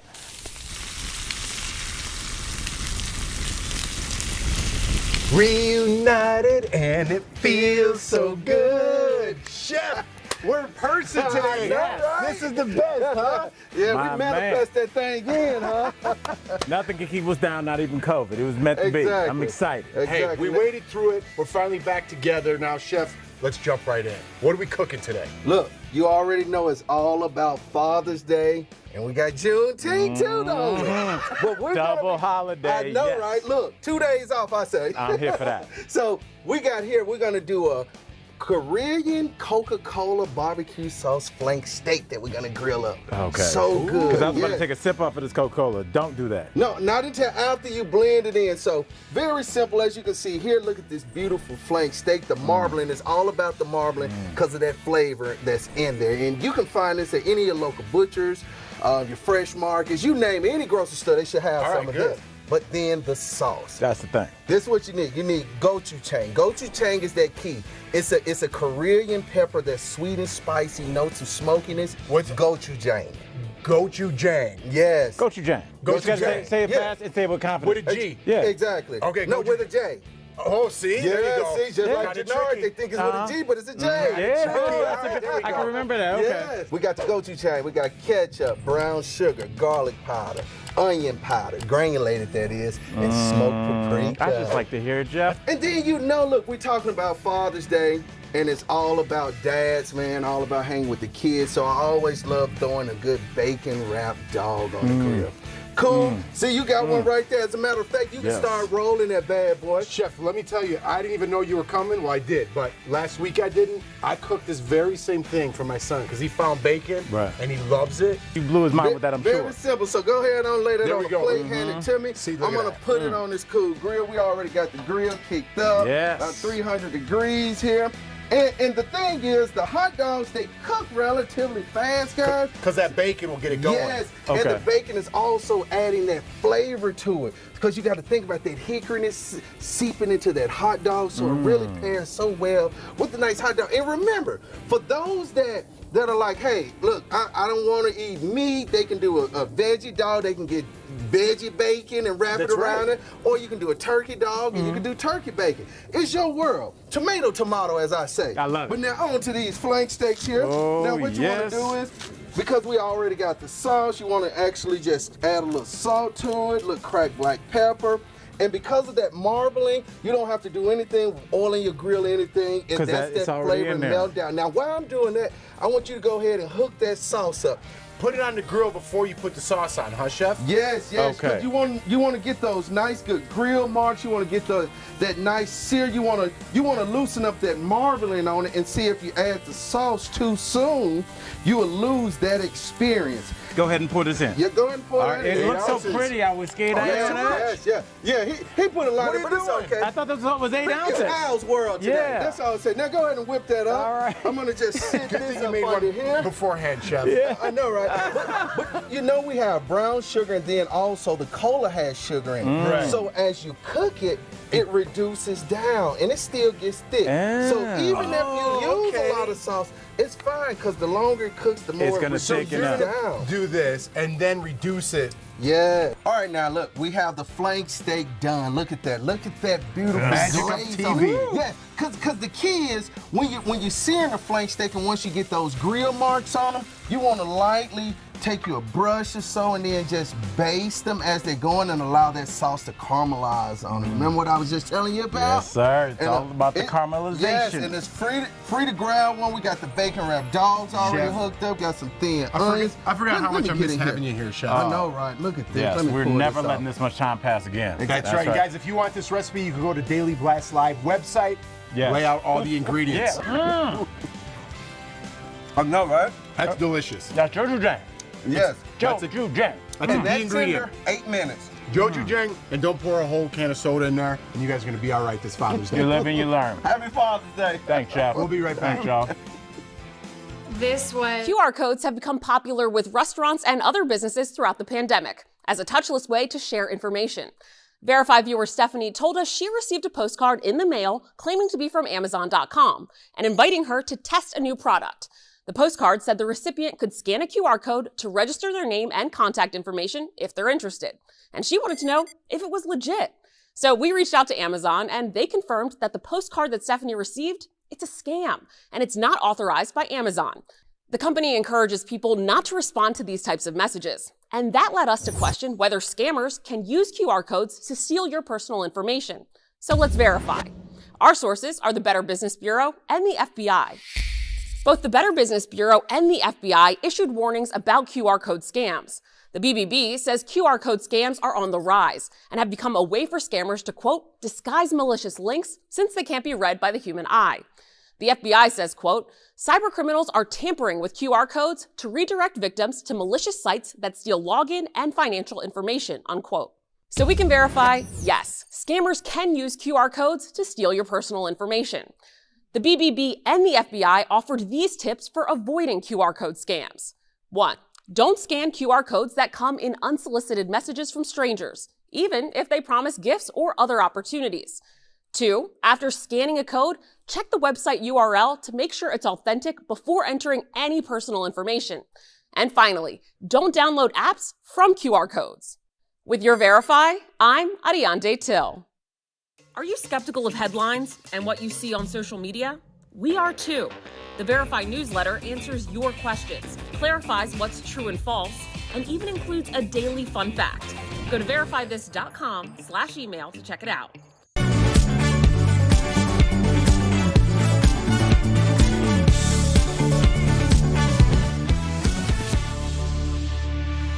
Welcome back. We love a lady lead, but we can't deny how much our TV dads have taught us, from Al Bundy to Homer Simpson. So today we're taking a look back at some of our favorite father figures we had on screen.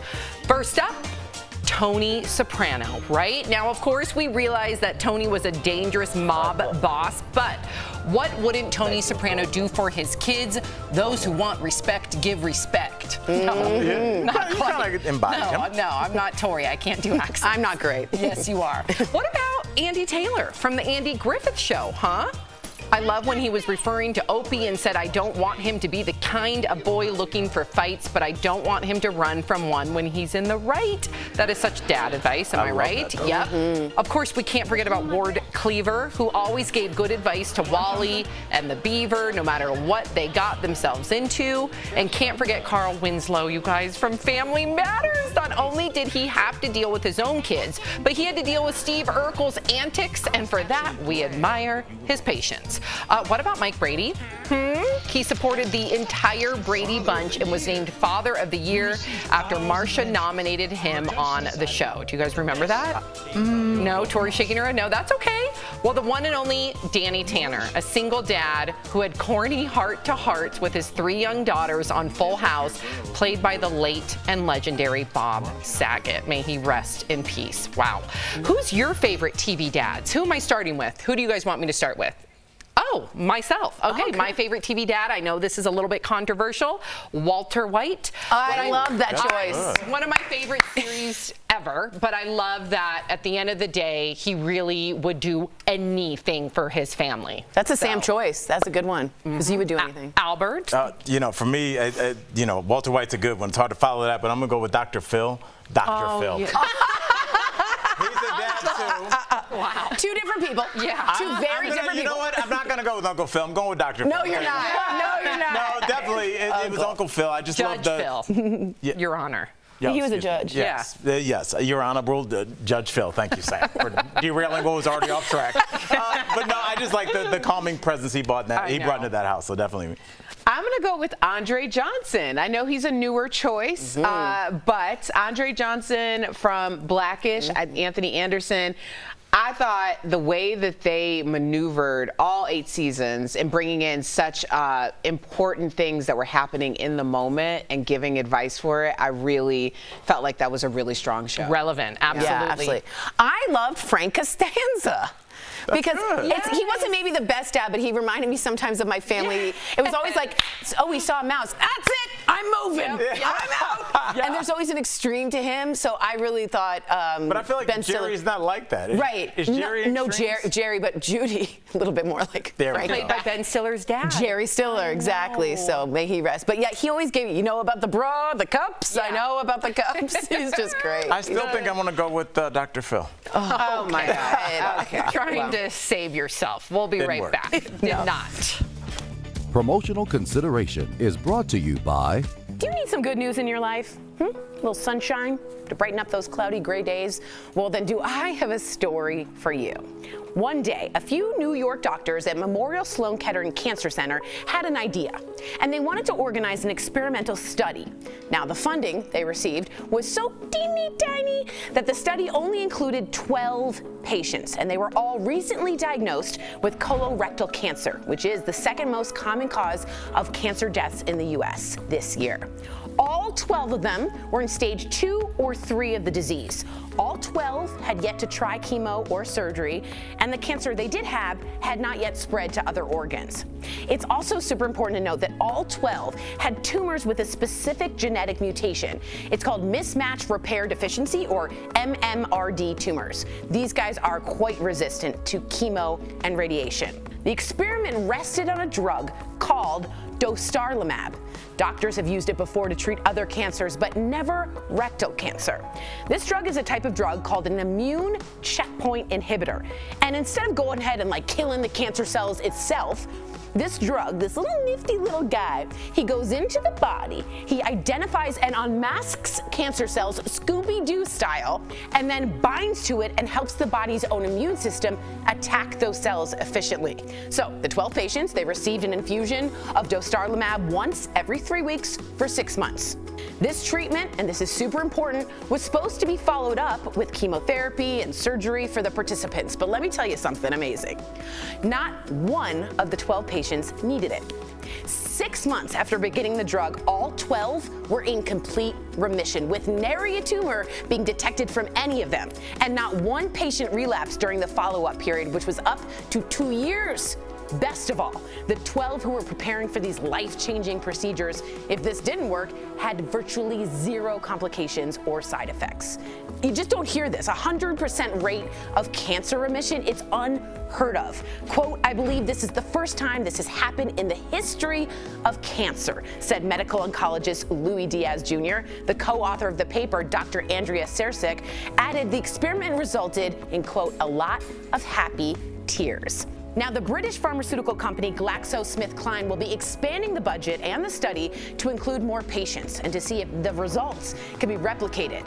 But it does offer us a light at the end of a very, very long tunnel. Now you know.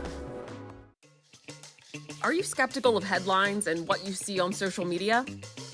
We are too.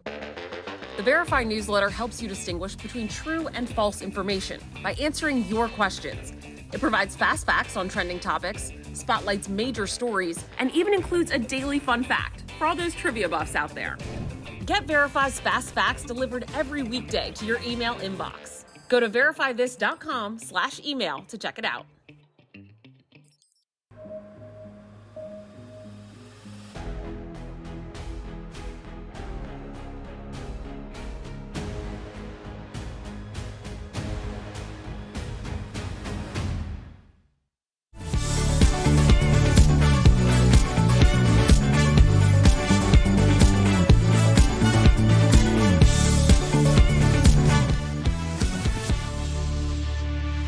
Welcome back to DBL. We love sharing your comments. Okay, this looks like TV dads. Gary says, I loved Jerry's dad in Seinfeld.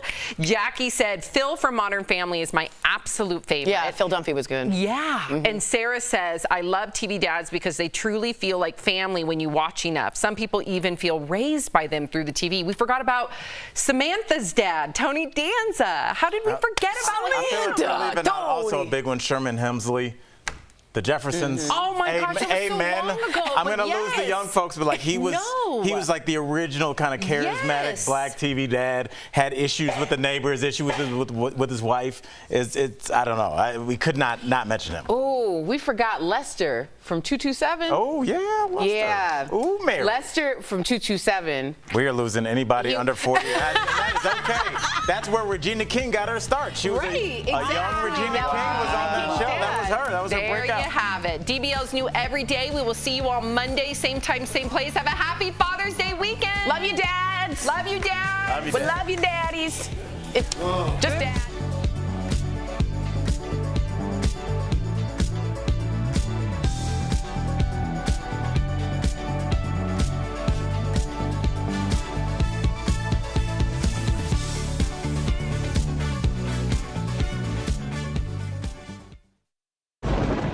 Where hope finds help. Where courage meets conviction. Where makers make fans. We are Tegna, a family of local and national media brands that bring us together, serving the greater good of our communities. Where national know-how backs local business. Be in good company with Tegna. This June, DBL is holding nothing back. I've already spent my time, my resources, and all of my sanity on trying to make you happy. Whew, all right. No, we're holding you as accountable adults. It needs to be changed. We're in a fight already. I'm all in with an E now. You are? Absolutely not. No. First girlfriend in Hollywood. Wow. Yes, baby. I'm looking at a cutie, okay? I love what you're doing. I just want to thank you. Honestly, that's why we watch. Right, yep. DBL is all new every day.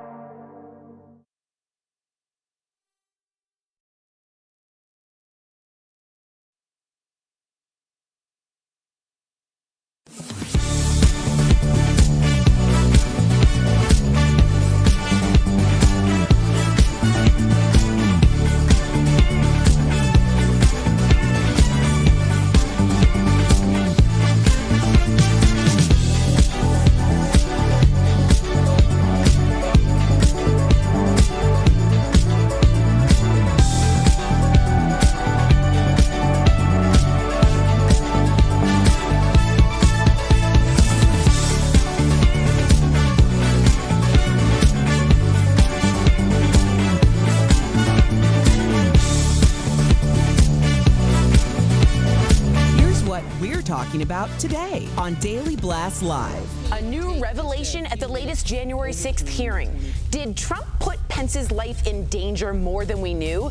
And the inflation blame game. Is President Biden responsible for the high prices? As we head into Father's Day weekend, we're talking about the best TV dads of all time. Who's your favorite? Father of the Year.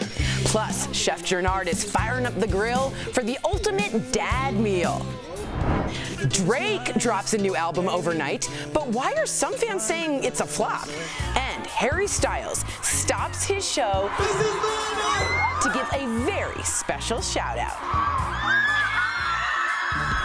Oh my gosh. Are you insane? This is a sham. No. Y'all, just stop. Finally here, drum roll.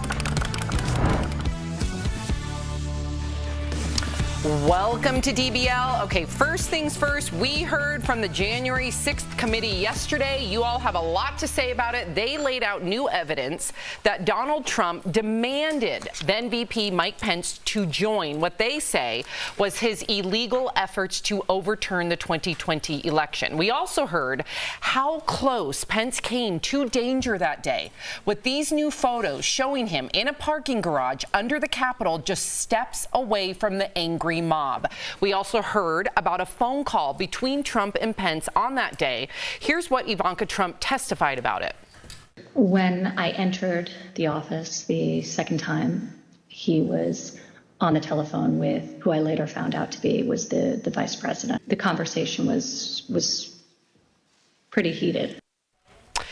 Other details about that phone call included the president calling Mike Pence a quote-unquote wimp and another term for a female body part. We're on daytime TV. I cannot say it, but you know what I'm referring to, in reference to his refusal to go along with Trump's plan. Now, former President Trump is now hitting back on his social media platform. He demanded equal TV time to set out his case for election voter fraud and called the hearing a, quote, highly partisan witch hunt. What do you think about Trump's response and what all went down and how close Pence was to imminent danger? I mean, as we go through these hearings, we keep looking at the timelines and how close just senators in general, Mitt Romney was to who knows what. These people had zip ties. They were not messing around there. When we start talking about Mike Pence, I believe that he should be isolated and also elevated for what he did. Because if he decertifies that election and throws it back to the states, especially states in which there were some rogue factors there that may have changed the results, I don't know if we ever have another election again. And I'm not trying to be hyperbolic about that, because once we don't believe in elections, we can't go back from that. If we all decide in this room we're going to have elections about whether we're going to have pizza or Chinese food, and you feel like 2 straight times there's been more votes, but yet we had the food that people didn't vote for, you would lose credibility. If we have that in this country, then what are we? We're a democracy, so once we don't have votes anymore, Tori, we're just a landmass with people. I agree with you. He single-handedly saved America that day. Single-handedly. I'll tell you another detail. They said the Secret Service were like, get in the car, we need to leave. He said no. If I leave, the transfer of power, Mike Pence says it will stop. He stayed in that underground thing for 4.5 hours until he walked back up and certified and said, let's get to work. I don't like very much anything Mike Pence does. He single-handedly knew what to do that way. But let me just tell you, 40 feet is what they said. He was 40 feet from the rioters, and they were yelling, we're going to grab you. We're going to pull you out and bloody you. We're going to hang you. And this was right after. Is that a direct quote? Direct quote. And this is literally from January 6th. They have footage, and then it went to Trump tweeting at that moment, Mike Pence didn't have the courage to do what he should have done, and they said the surge started, and that's when they had to get him underground. So they're comparing it to the tweets as if that was part of the conspiracy to continue the violence. So it was an amazing day. Erica, I want to get your opinion on this part, because there are a lot of people who are saying that what actually matters most right now is not the January 6th insurrection. It is the economy. In an interview with the Associated Press, President Biden addressed the issue, saying that Americans are really, really down amid record inflation and the fallout from the pandemic. He also said a recession is not inevitable. The president said arguments that he's to blame for inflation are, quote, bizarre. Instead, he's blaming the economic fallout from the pandemic. DBL Nation, always want to hear from you. What do you think? Is the president to blame, in your opinion, for the current state of our economy? Yes, no, partially? Go to dblvote.com to weigh in. Erica, what are you thinking? And you were shaking your head earlier. I'm just curious what's on your mind. Well, I think if it came down to if there was one person to blame, I do not believe there's one person to blame. However, Biden is our president, and he is our leader, and we're expecting him to lead and at least alleviate some of the hardship that a lot of Americans are going through. What made me uncomfortable about his statement was the idea of him stating that we shouldn't feel like a recession is inevitable. And I think people are so quick to hold on to hope and like grab onto something to be like, oh, it's going to be okay. Everything's just going to bounce back. And I don't think that's what the message should be right now. The message should be is we are in a very dire situation. A lot of people, and this is a very sticky subject to broach, but I'm just going to say it. A lot of people have been very vocal about the amount of money that we've been sending overseas to all sorts of causes, but particularly $1 billion to Ukraine, who absolutely need the help. But when American citizens aren't able to get in their car and put gas in their car, or they're not able to pay the prices at grocery stores because the rates are so high, or look at all of the things that have been completely off shelves. I mean, we started with baby formula, tampons. Tampons are gone. Everything's gone. Peanut butter. Yeah. Like, it's just been, the cycle or the chain has been so diminished, and people are suffering right now. So the idea of like, don't get too worried, it's too late for that. I don't know if people have a choice to get worried, because you don't get worried when you understand things. I don't understand the economy. I don't understand I don't the stock either. market.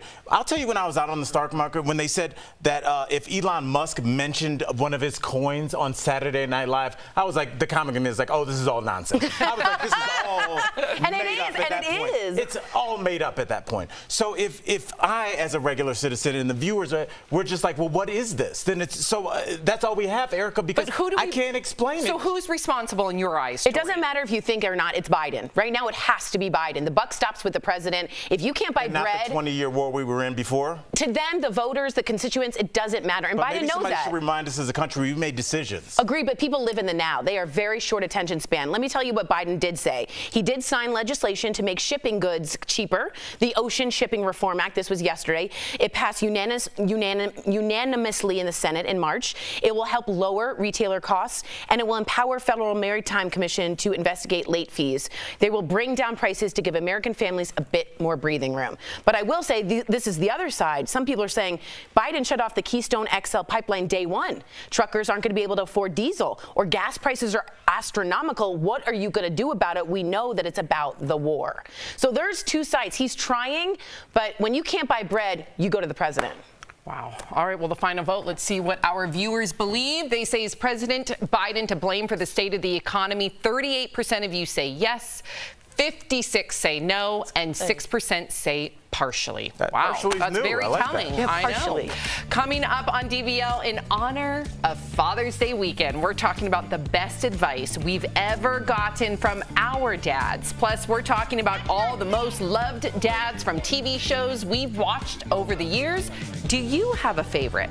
And Dr. Coley joins us in studio to talk all about the health stories making headlines, from Justin Bieber's medical battle to COVID vaccines for young kids. That's next. Closed captioning provided by...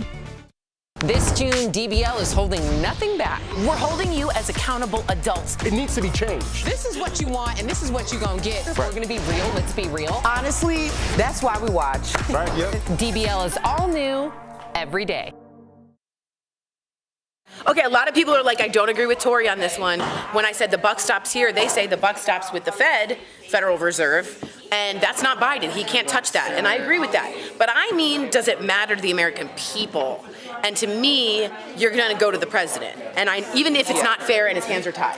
Well, see, but that's kind of the issue, because if the president has no, when you're talking about the Federal Reserve, the president has no power. No power over that. So it's like, when we're saying, like, who's to blame, like, should we be asking that question? Because blaming someone, especially someone who has limited power in certain degrees in these areas, doesn't really help anything. That's a good point. Why blame? You know, like, exactly. Why blame in the first place? When we're talking about the federal or reserves, not federal, but reserves, let's talk about petroleum. Let's talk about gas prices. And what's happening in the stock market right now is that gas price, or oil and gas, are at an all-time high for the past, like, maybe in the past 6 months, but from the past, like, 3 years prior. But you also have to remember, yes, Biden did stop the Keystone pipeline, but Trump flooded the country with foreign oil. So, and that was like, what, 3 years ago? So when we're looking at how much we're paying for gas, Americans aren't fracking here in America. So there's a lot of different things going on, and I know environmentalism is extremely important, but we have to make a choice, right? And I say that only, and I'll just be clear that I am an oil and gas household, so I'm not. But that's fair. And also, I would say the XL pipeline wouldn't have been, it still needed to be built. So it's not like we would have had the gas pouring in at this point. Biden would need to have still built the XL pipeline. Again, I just mean the perspective. I think people go to Biden, but you're right. Why blame in the first place? Why blame? Blame it on the rain. Well, not only that.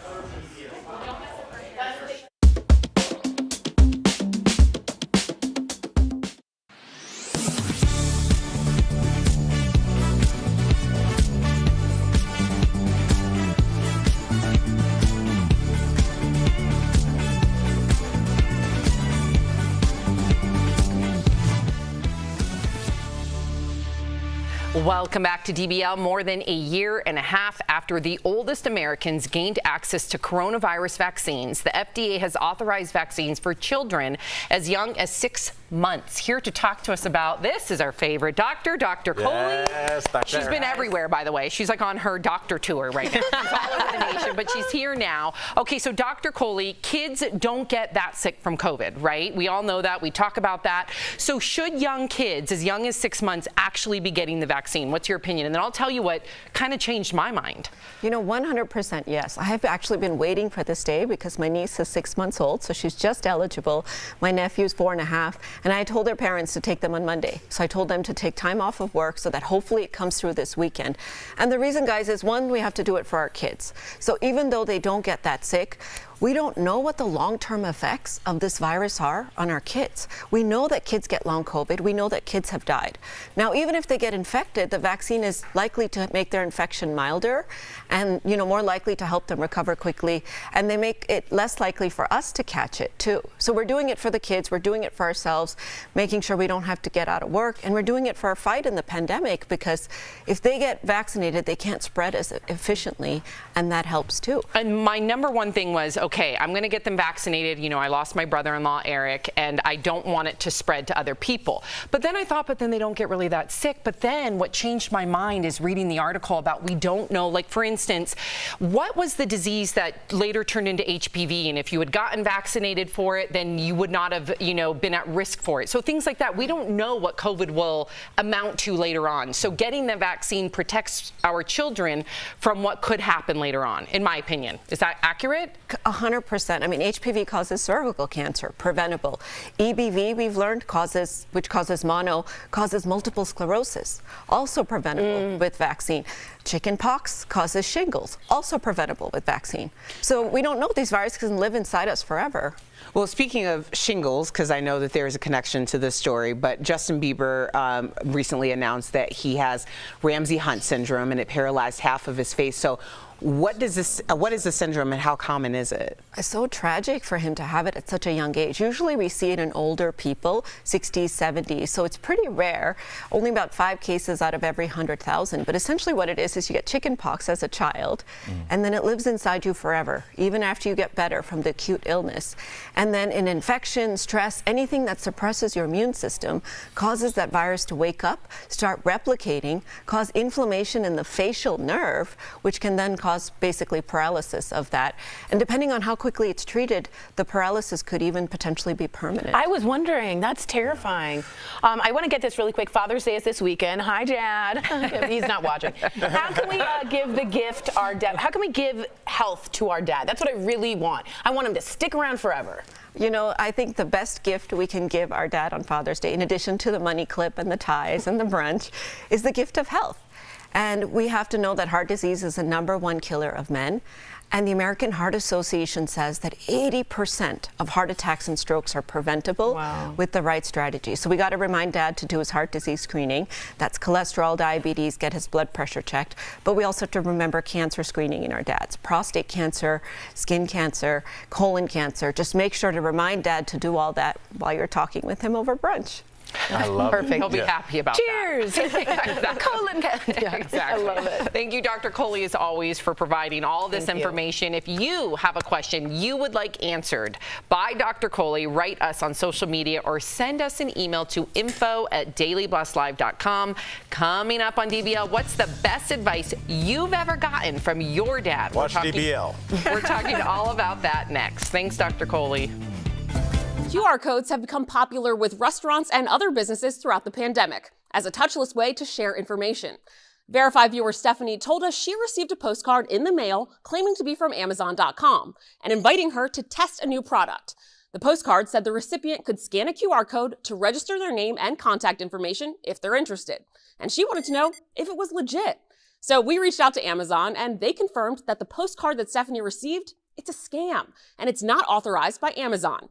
The company encourages people not to respond to these types of messages. And that led us to question whether scammers can use QR codes to steal your personal information. So let's verify. Our sources are the Better Business Bureau and the FBI. Both the Better Business Bureau and the FBI issued warnings about QR code scams. The BBB says QR code scams are on the rise and have become a way for scammers to, quote, disguise malicious links since they can't be read by the human eye. The FBI says, quote, cybercriminals are tampering with QR codes to redirect victims to malicious sites that steal login and financial information, unquote. So we can verify, yes, scammers can use QR codes to steal your personal information. The BBB and the FBI offered these tips for avoiding QR code scams. 1. Don't scan QR codes that come in unsolicited messages from strangers, even if they promise gifts or other opportunities.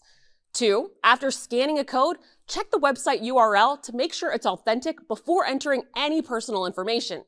And finally, don't download apps from QR codes. With your Verify, I'm Ariane Till.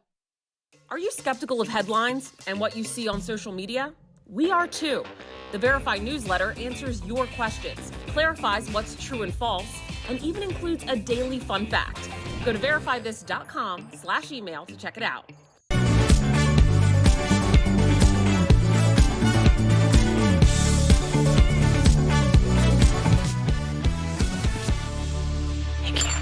Welcome back to DBL. With Father's Day coming up this Sunday, many people will be celebrating the wisdom that makes their dad special. And online, people are sharing important advice from their dads that made a difference in their lives. Here's some of the fatherly advice that's being shared. First, make sure you have a 401k. Ooh, that's good. Next, if someone doesn't want to be with you, that's on them. That's good too. How about treat every day like it's the start of the rest of your life, because it is. And here's a good one. You have 2 ears and only 1 mouth, so listen more than you talk. And this one sounds like a true dad. Show me your friends and I will tell you who you are. That's super real. Yeah. That's real. That one really resonates with me. So what about Roosevelt? Has Roosevelt, Erica's dad, by the way, Roosevelt giving you a piece of advice? No, that's America's dad. Yeah, that's America's dad. Totally. You can't hog him. Yeah. What piece of advice stuck Look at with that you man. the most? Roosevelt called me Photoshop. 10 Look at years him. ago, and he said, Erica, sometimes what you want at 21 isn't the same thing you want at 31, and that's okay. And that was so freeing to me, because I thought once you make a decision, you stick with it, you made that commitment. And he's like, well, you probably made some pretty dumb decisions at 21, you know, so it's like. I love it. Or That's just great different advice. decisions. Yeah, absolutely. Al, what about you? And I know you lost your dad. I Yes. just want to preface that because you know my niece and nephew recently lost their father. Absolutely. It doesn't have to be a father figure. It could be a grandfather. It could be a neighbor. Anybody that impacted you. I think that needs to be said. Yeah, whoever's filling that role. I'm glad you said that, Yeah, me Sammy. too. Honestly, I was thinking about like something that I still take with me today. That's my dad right there. But yeah, that's me. High school graduation. Yeah. My Look, that's old school. But you know, my dad said, I wish I'd maybe taken the advice a little bit better, but maybe for the young PAs in here, he said, work is like a marathon. He was like, it can take the 26 miles and like you can do it as going to be grueling and you could do it your whole life, or you could work your butt off really hard and retire early. And I met people that they were just like, it's going to be terrible for like 14 years. You work Saturdays, you work Sunday mornings, and then when you go, how was Sam retired at 49? Because she sacrificed her 20s and 30s. So it's like, I didn't do that, but I know some people that did. I didn't take that I didn't know what I wanted to do until I was like 34. Yeah. Which is beautiful in its own right, I think, which is cool. Tori, what about you? My dad's a very patient man. He's had to deal with all 3 women, a lot of estrogen, and a very ill mom. So I just, there he is. I love my dad day. Shout out, Jerry. I love my dad day. So here's the thing. He's the gentle, warm, really calming parent. And whenever it rains, this always brings up like a metaphor for me. Everyone goes like, oh my God, it's raining. Ah! And he always goes, well, you're just going to get wet. And that like really, I just took away a lot of the panic and the charge of almost any little thing. You get a middle seat. Your favorite restaurant's closed. Your coffee isn't great. That's it. Really? You're not going to die. Yeah. And I'm not good at that. I like to go to, you might not have noticed, I like to go to extremes. You just get wet. That's all. So I thought that was great. What about you, Sammy? For me, my dad has, has had a lot to deal with in his life. And my dad has always been someone that never gave up and has always worked on being the best version of himself. Great picture. And for me, this was just like a week ago. We had so much fun miniature golfing. Miniature golfing just here in Denver. But for my dad, there's he's always always told me throw as many Post-its on the wall, one of them will stick, meaning have a plan B, C, D, E, F, G, H, I, because you never want to be without a job, and you never want to be able to not put food on your table. And so, you know, I would always make sure that I have many things on the skillet. No, on the skillet. stove top. It's a stove top. The skillet is what's on the stove. That's right. You don't want a number of skillets and no stove. Many the burners. The burners. Yeah. Because, you know, when I was trying to be a host, I was a waitress. I was this. I was working at Jamba Juice. Like, whatever it may be, just like 2 straight days of Jamba Juice references. Are we getting paid for this? No, Jamba Juice, where y'all at? Come on. I am not, but yeah. So, but they are the best. It's great advice, and you know, it's interesting when I'm listening to that. I'm hearing the advice of a child that was probably raised by parents that were in the Depression or grandparents. So that whole thing of like survival. I think a lot of us still have to deal with like not hoarding. Throwing things away because we were all raised by parents that were, hey, don't throw that aluminum foil away, rinse that off. Like, their recession was a real recession. It was a right. My dad took ranch dressing out of the garbage can. Stop, Erica. He was in February. They were at the house, and I was like, I pulled out the ranch, and I'm like, oh, this expired last year. Now I would have normally have kept it, but my husband is a very much if it's the date, mine too. It's got to go in the trash. Yeah. So I threw it away, and if that ranch dressing wasn't sitting back up on the counter, a rebirth. There's nothing wrong with that ranch. What would we do without our dads? Coming up on DBL, we are continuing our celebration of dads with a special meal. Chef Gernard is showing Al and Jeff an amazing recipe. Plus, Paul McCartney brings out some other legendary artists to surprise the crowd. We'll tell you who they were. Promotional consideration is brought to you by... Do you need some good news in your life? A little sunshine to brighten up those cloudy gray days? Well, then do I have a story for you. One day, a few New York doctors at Memorial Sloan Kettering Cancer Center had an idea, and they wanted to organize an experimental study. Now, the funding they received was so teeny tiny that the study only included 12 patients, and they were all recently diagnosed with colorectal cancer, which is the second most common cause of cancer deaths in the U.S. this year. All 12 of them were in stage 2 or 3 of the disease. All 12 had yet to try chemo or surgery, and the cancer they did have had not yet spread to other organs. It's also super important to note that all 12 had tumors with a specific genetic mutation. It's called mismatch repair deficiency, or MMRD tumors. These guys are quite resistant to chemo and radiation. The experiment rested on a drug called dostarlimab. Doctors have used it before to treat other cancers, but never rectal cancer. This drug is a type of drug called an immune checkpoint inhibitor. And instead of going ahead and like killing the cancer cells itself, this drug, this little nifty little guy, he goes into the body, he identifies and unmasks cancer cells Scooby-Doo style, and then binds to it and helps the body's own immune system attack those cells efficiently. So the 12 patients, they received an infusion of dostarlimab once every 3 weeks for 6 months. This treatment, and this is super important, was supposed to be followed up with chemotherapy and surgery for the participants. But let me tell you something amazing. Not one of the 12 patients needed it. 6 months after beginning the drug, all 12 were in complete remission, with nary a tumor being detected from any of them. And not one patient relapsed during the follow-up period, which was up to 2 years. Best of all, the 12 who were preparing for these life-changing procedures, if this didn't work, had virtually 0 complications or side effects. You just don't hear this. 100% rate of cancer remission, it's unheard of. Quote, I believe this is the first time this has happened in the history of cancer, said medical oncologist Louis Diaz Jr. The co-author of the paper, Dr. Andrea Sersic, added the experiment resulted in, quote, a lot of happy tears. Now, the British pharmaceutical company GlaxoSmithKline will be expanding the budget and the study to include more patients and to see if the results can be replicated. But it does offer us a light at the end of a very, very long tunnel. Now you know. Are you skeptical of headlines and what you see on social media? We are too. The Verify newsletter helps you distinguish between true and false information by answering your questions. It provides fast facts on trending topics, spotlights major stories, and even includes a daily fun fact for all those trivia buffs out there. Get Verify's fast facts delivered every weekday to your email inbox. Go to verifythis.com/email to check it out.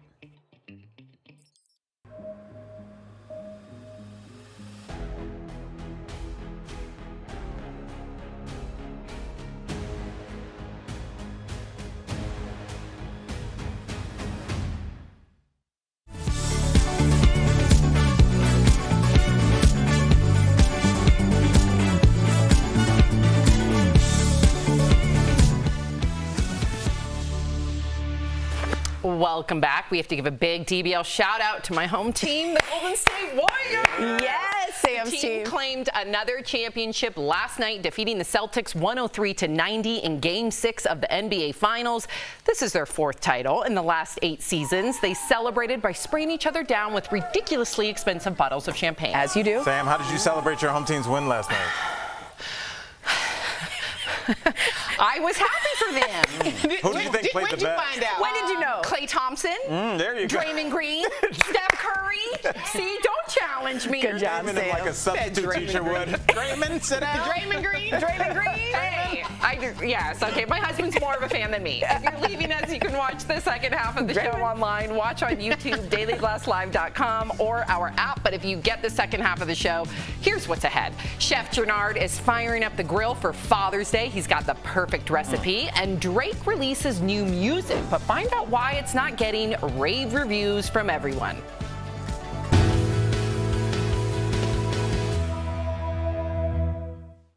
Here with your fast fact. After a long day of shopping at Costco, I'm not the only one who likes to fill up with a hot dog combo. The $1.50 deal has been a staple since 1985, and last year, Costco sold more than 122 million of these hot dogs worldwide. So when a viral tweet claimed the price was going up by $1, it caused a frank discussion. So let's verify. Is Costco raising the price of its hot dog combo? We checked with these sources for an answer.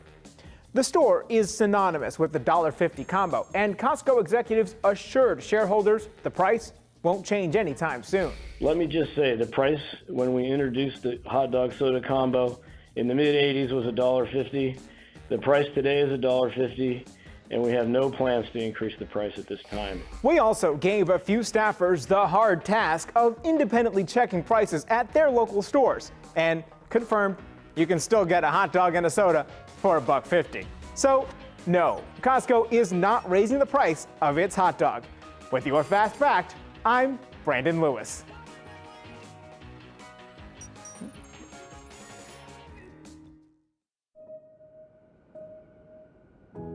Detectives learned that Nikki left her residence on June 5th. She returned early in the morning on June 6th and left again a few hours later. There were no further contacts or sightings of Nikki since that time. Police say a Vancouver teenager missing since this summer has been found dead.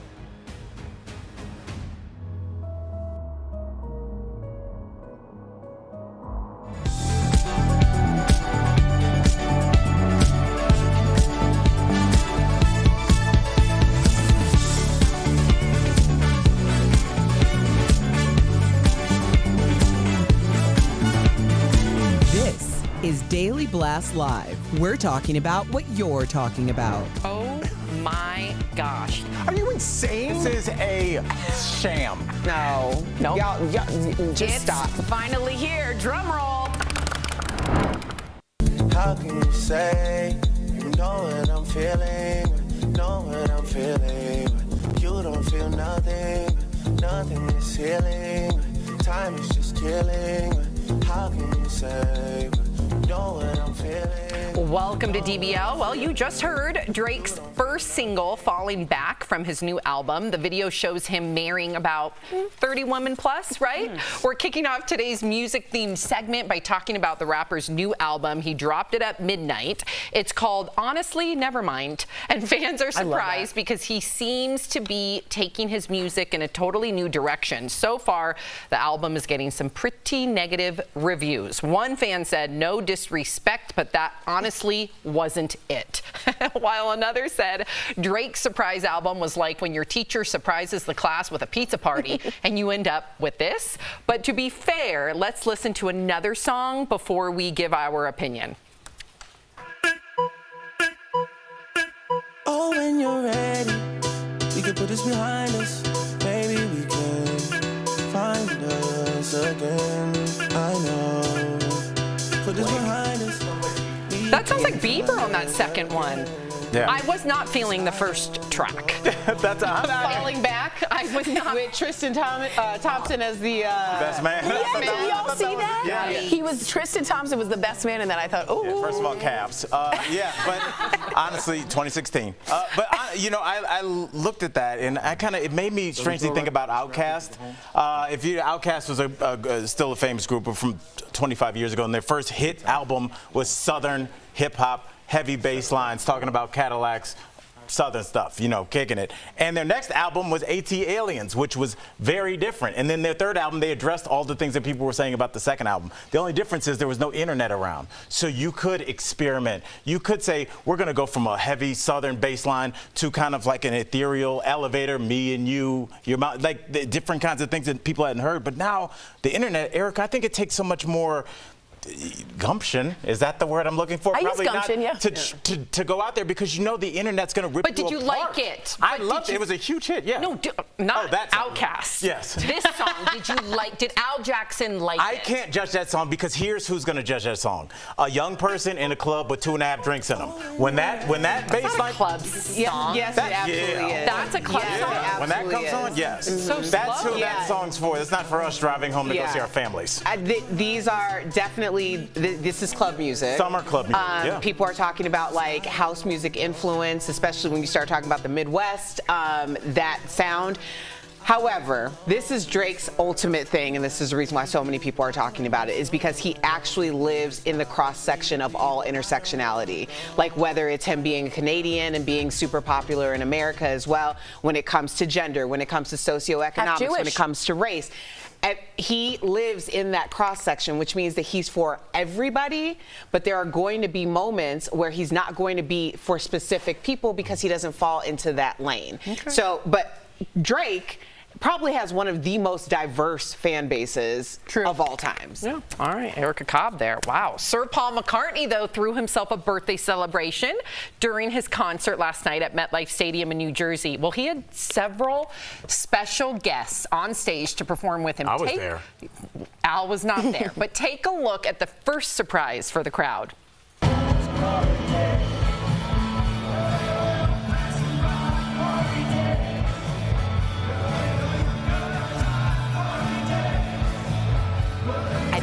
The Boss wasn't the only Jersey native to make an appearance with Sir Paul. Check out who surprised Paul on stage to wish him a happy birthday.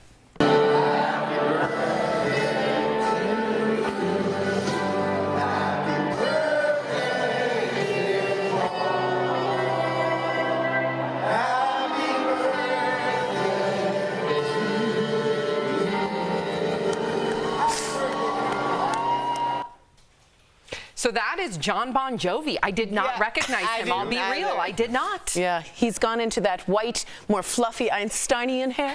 I like he's embracing it, though. Yeah. I dug it. But Sam, your reaction, you had no idea. I had no idea. I think Sam thought he was just a roadie that was handing him balloons. But you can't get more New Jersey. What did you think about, Tori, these big stars popping on stage? Would you expect that from Sir McCartney? Yes, and I love Sir Paul. I've been to see him recently. I even like his new stuff. And when you talk about experimental stuff before the internet, you can't not speak about the Beatles. I mean, they went from one album to drug album to, India album and to sitar music. So really, these guys all looked up to Paul. They were contemporaries. But there's nothing more New Jersey than the Boss and Bon Jovi. Right? And maybe a piece of pizza. Would you expect that, though? If you were in the crowd, would you have expected that? I always think Paul will bring us someone famous up, and whenever I'm there, he does no, because he has so many famous friends. Right, that's why. Right, very cool. But Sir Paul was not the only musician to surprise his fans while on stage. Harry Styles paused his concert in England, I love this, to thank a very special person from his childhood. Take a look. This is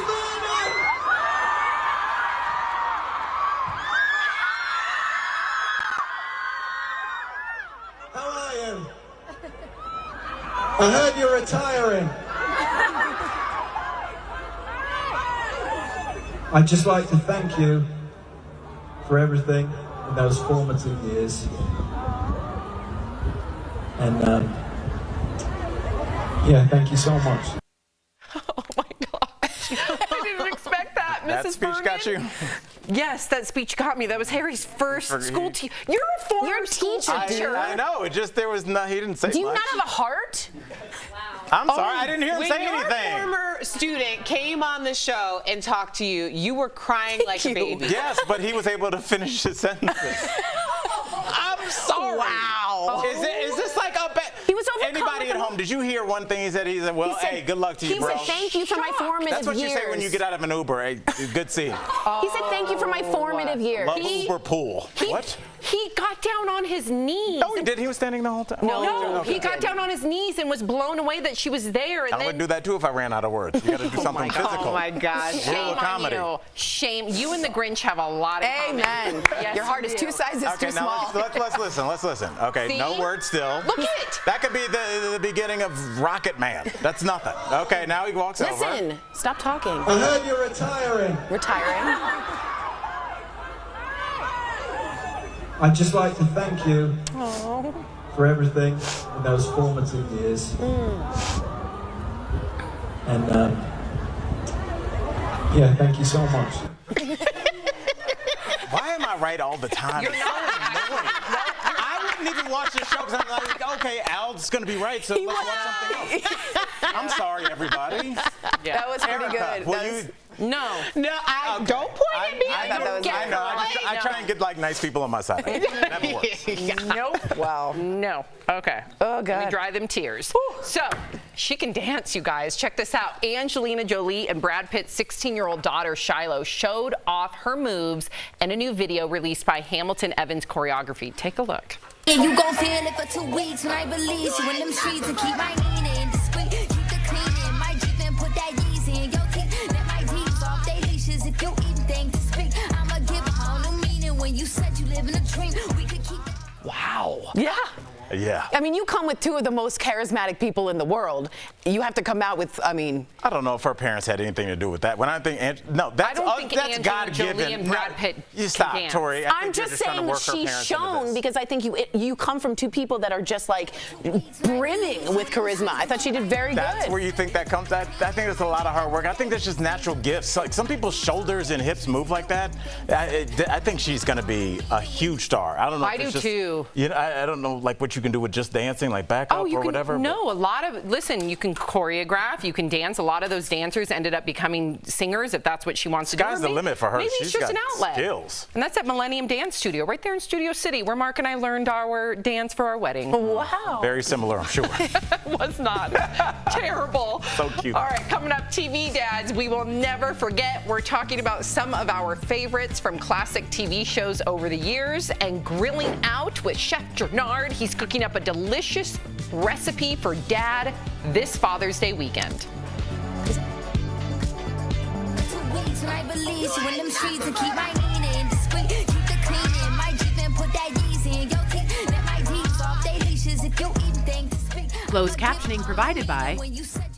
This June, DBL is holding nothing back. We're holding you as accountable adults. It needs to be changed. This is what you want, and this is what you're gonna get. If we're gonna be real, let's be real. Honestly, that's why we watch. Right, yep. DBL is all new every day.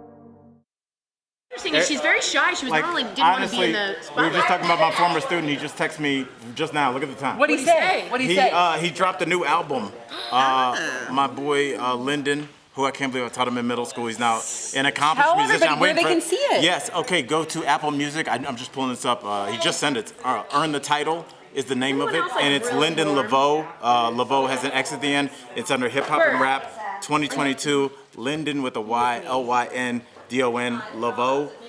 He's one of my students, one of the best people I've ever met, and we're just randomly What a coincidence. the universe. Like I promise, I'm not like doing a plug, Erica. Right like, now, I'm gonna give you a pro tip, okay? Right now, through whatever you want, ask for it. There's something happening in the universe right now. Really? There's a strawberry moon that's also important. Whatever you want, but be careful. Be careful what you ask for. Yeah. You gotta ask. You gotta put it out. You gotta be This specific, is right? manifestation season. Right? For how long?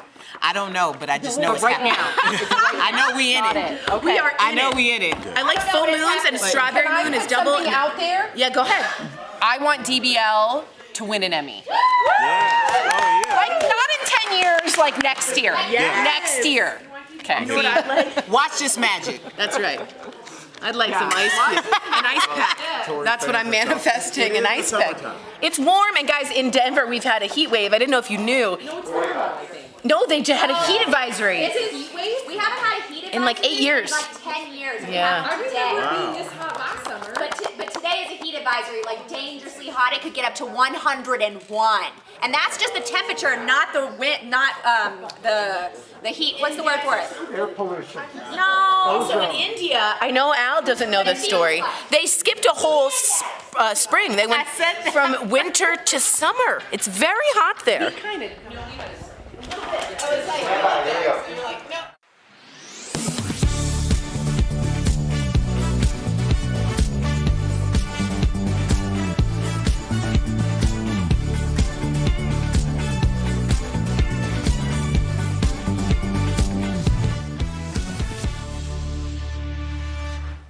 Welcome back to DBL. I got a question for you. Why not put the kids to work this Father's Day weekend? Earlier, Chef Gennard stopped by to fire up the grill and show us a recipe that's perfect for dads and kids to make together. You're gonna love it. Take it.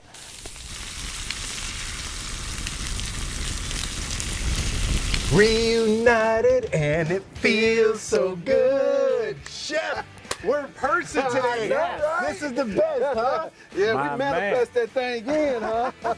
Nothing can keep us down, not even COVID. It was meant to be. I'm excited. Hey, we waded through it. We're finally back together. Now, Chef, let's jump right in. What are we cooking today? Look, you already know it's all about Father's Day, and we got Juneteenth too, don't we?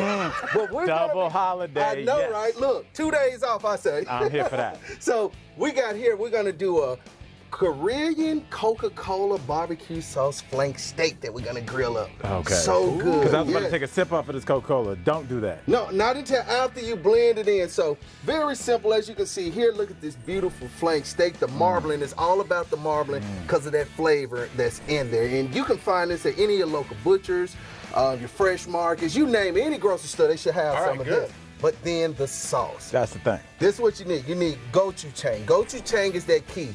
It's a Korean pepper that's sweet and spicy, notes of smokiness. What's gochujang? Gochujang. Yes. Gochujang. Gochujang. Say it fast and say it with confidence. With a G. Yeah. Exactly. Okay, No, with a J. Oh, see? Yeah, There you go. see, just like Gennard, they think it's with a G, but it's a J. I can remember that. Okay. Yes. We got the gochujang. We got ketchup, brown sugar, garlic powder, onion powder, granulated that is, and smoked paprika. I just like to hear it, Jeff. And then look, we're talking about Father's Day, and it's all about dads, man, all about hanging with the kids. So I always love throwing a good bacon wrapped dog on the grill. Cool. See, you got one right there. As a matter of fact, you can start rolling that bad boy. Chef, let me tell you, I didn't even know you were coming. Well, I did, but last week I didn't. I cooked this very same thing for my son because he found bacon and he loves it. You blew his mind with that, I'm sure. Very simple. So go ahead and lay that There on we the go. plate, hand it to me. See, I'm going to put it on this cool grill. We already got the grill kicked up. Yes. About 300 degrees here.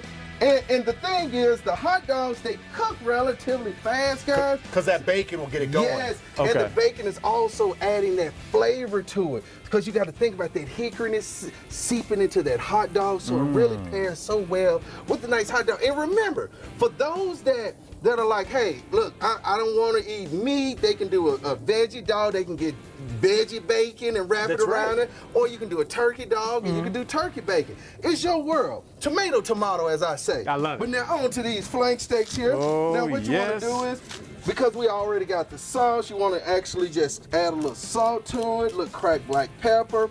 And because of that marbling, you don't have to do anything, oiling your grill, anything. And that's that flavor melt down. Now, while I'm doing that, I want you to go ahead and hook that sauce up. Put it on the grill before you put the sauce on, huh, Chef? Yes. Okay. You want to get those nice, good grill marks. You want to get that nice sear. You want to loosen up that marbling on it and see if you add the sauce too soon, you will lose that experience. Go ahead and pour this in. Yeah, go ahead and pour that in. It looks so pretty. I was scared. Yeah. He put a lot in, but it's okay. I thought this was 8 ounces. It's Al's world today. Yeah. That's all I said. Now go ahead and whip that up. All right. I'm gonna just sit this up under here beforehand, Chef. Yeah, I know, right?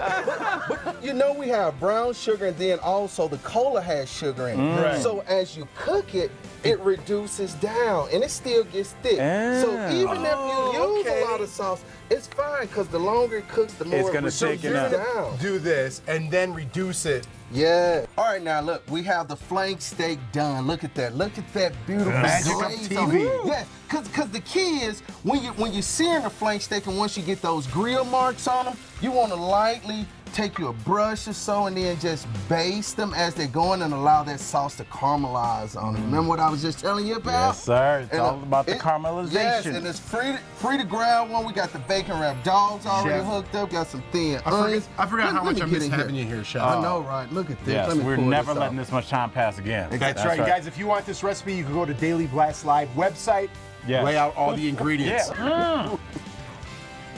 I know, right? That's delicious. That's Gochujang.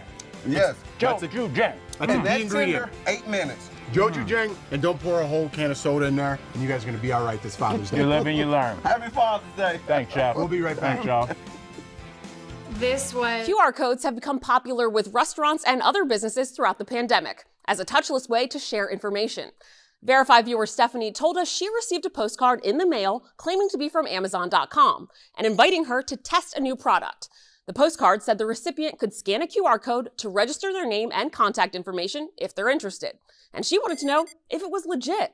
So we reached out to Amazon and they confirmed that the postcard that Stephanie received, it's a scam and it's not authorized by Amazon. The company encourages people not to respond to these types of messages. And that led us to question whether scammers can use QR codes to steal your personal information. So let's verify. Our sources are the Better Business Bureau and the FBI. Both the Better Business Bureau and the FBI issued warnings about QR code scams. The BBB says QR code scams are on the rise and have become a way for scammers to, quote, disguise malicious links since they can't be read by the human eye. The FBI says, quote, cybercriminals are tampering with QR codes to redirect victims to malicious sites that steal login and financial information, unquote. So we can verify, yes, scammers can use QR codes to steal your personal information. The BBB and the FBI offered these tips for avoiding QR code scams. 1. Don't scan QR codes that come in unsolicited messages from strangers, even if they promise gifts or other opportunities. 2. After scanning a code, check the website URL to make sure it's authentic before entering any personal information. And finally, don't download apps from QR codes. With your Verify, I'm Ariande Till. Are you skeptical of headlines and what you see on social media? We are too. The Verify newsletter answers your questions, clarifies what's true and false, and even includes a daily fun fact. Go to verifythis.com/email to check it out.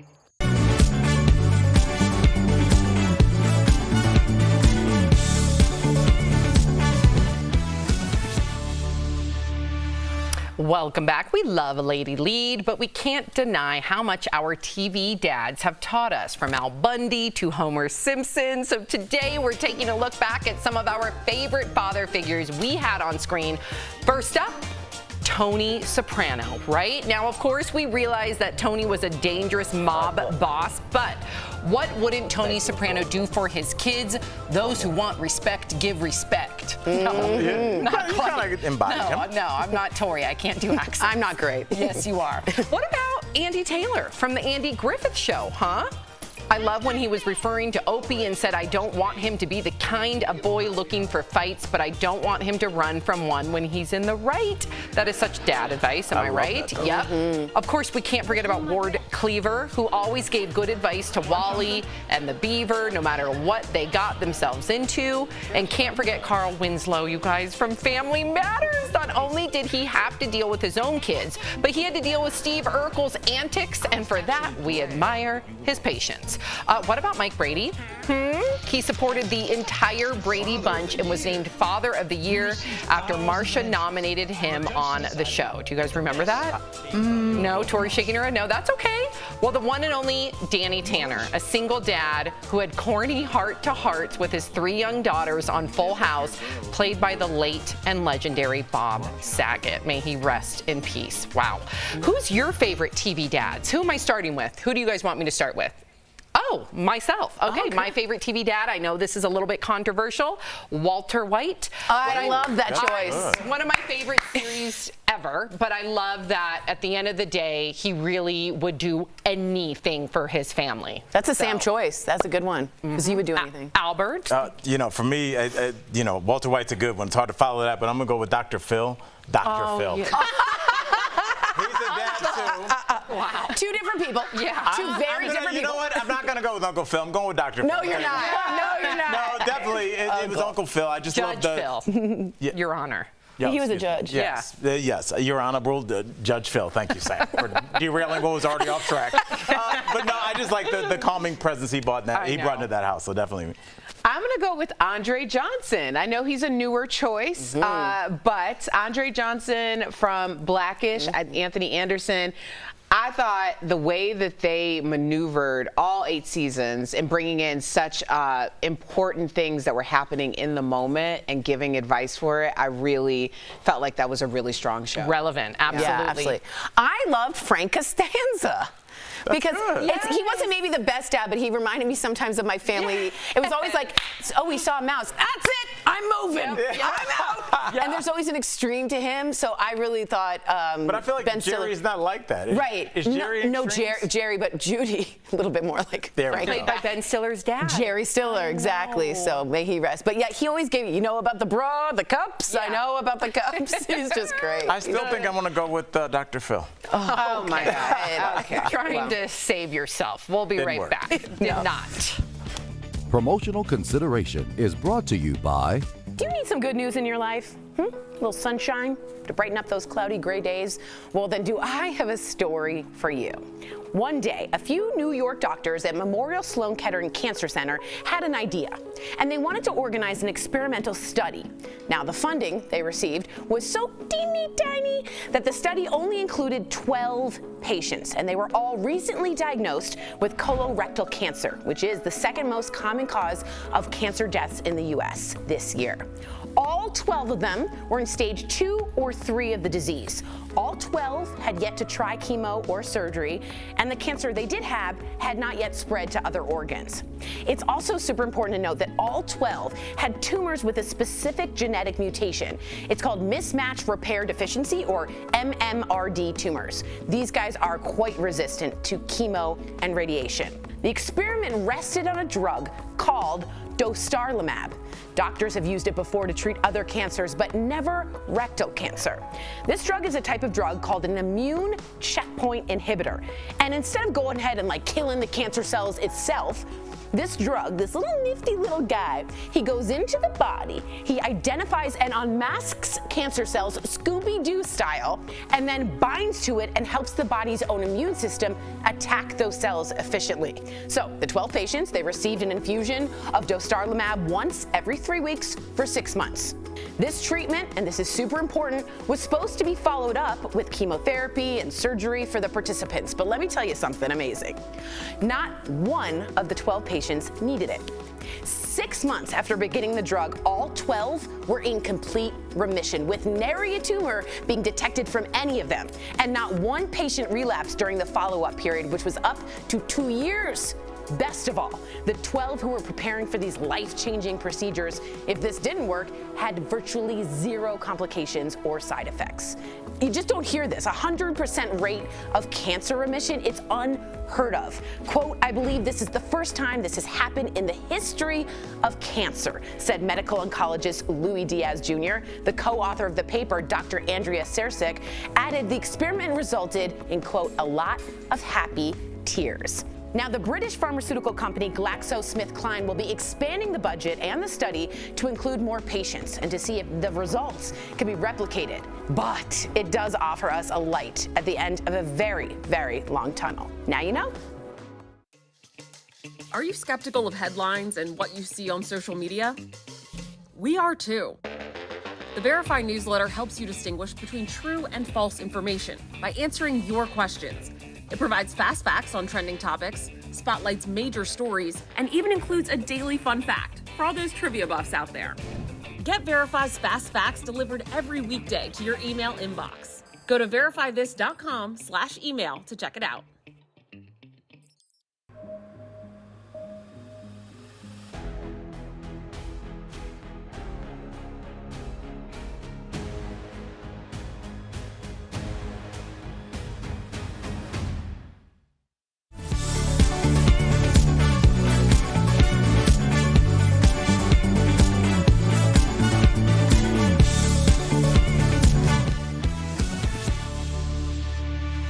Welcome back to DBL. We love sharing your comments. Okay, this looks like TV dads. Gary says, I loved Jerry's dad in Seinfeld. Jackie said, Phil from Modern Family is my absolute favorite. Yeah, Phil Dunphy was good. Yeah. And Sarah says, I love TV dads because they truly feel like family when you watch enough. Some people even feel raised by them through the TV. We forgot about Samantha's dad, Tony Danza. How did we forget about Samantha? Also a big one, Sherman Hemsley. The Jeffersons. Oh my gosh, it was so long ago. I'm gonna lose the young folks, but like he was like the original kind of charismatic black TV dad. Had issues with the neighbors, issues with his wife. It's I don't know. We could not mention him. Oh, we forgot Lester from 227. Oh yeah, Lester. Yeah. Ooh, Mary. Lester from 227. We are losing anybody under 40. That is okay. That's where Regina King got her start. She was a young Regina King was on that show. That was her. That was her breakout. There you have it. DBL's new every day. We will see you all Monday, same time, same place. Have a happy Father's Day weekend. Love you, dads. Love you, dads. We love you, daddies. Just dad.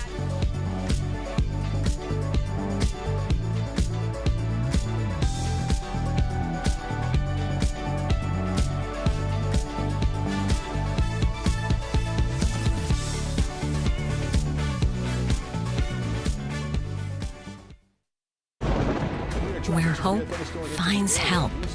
Where courage meets conviction. Where makers make fans.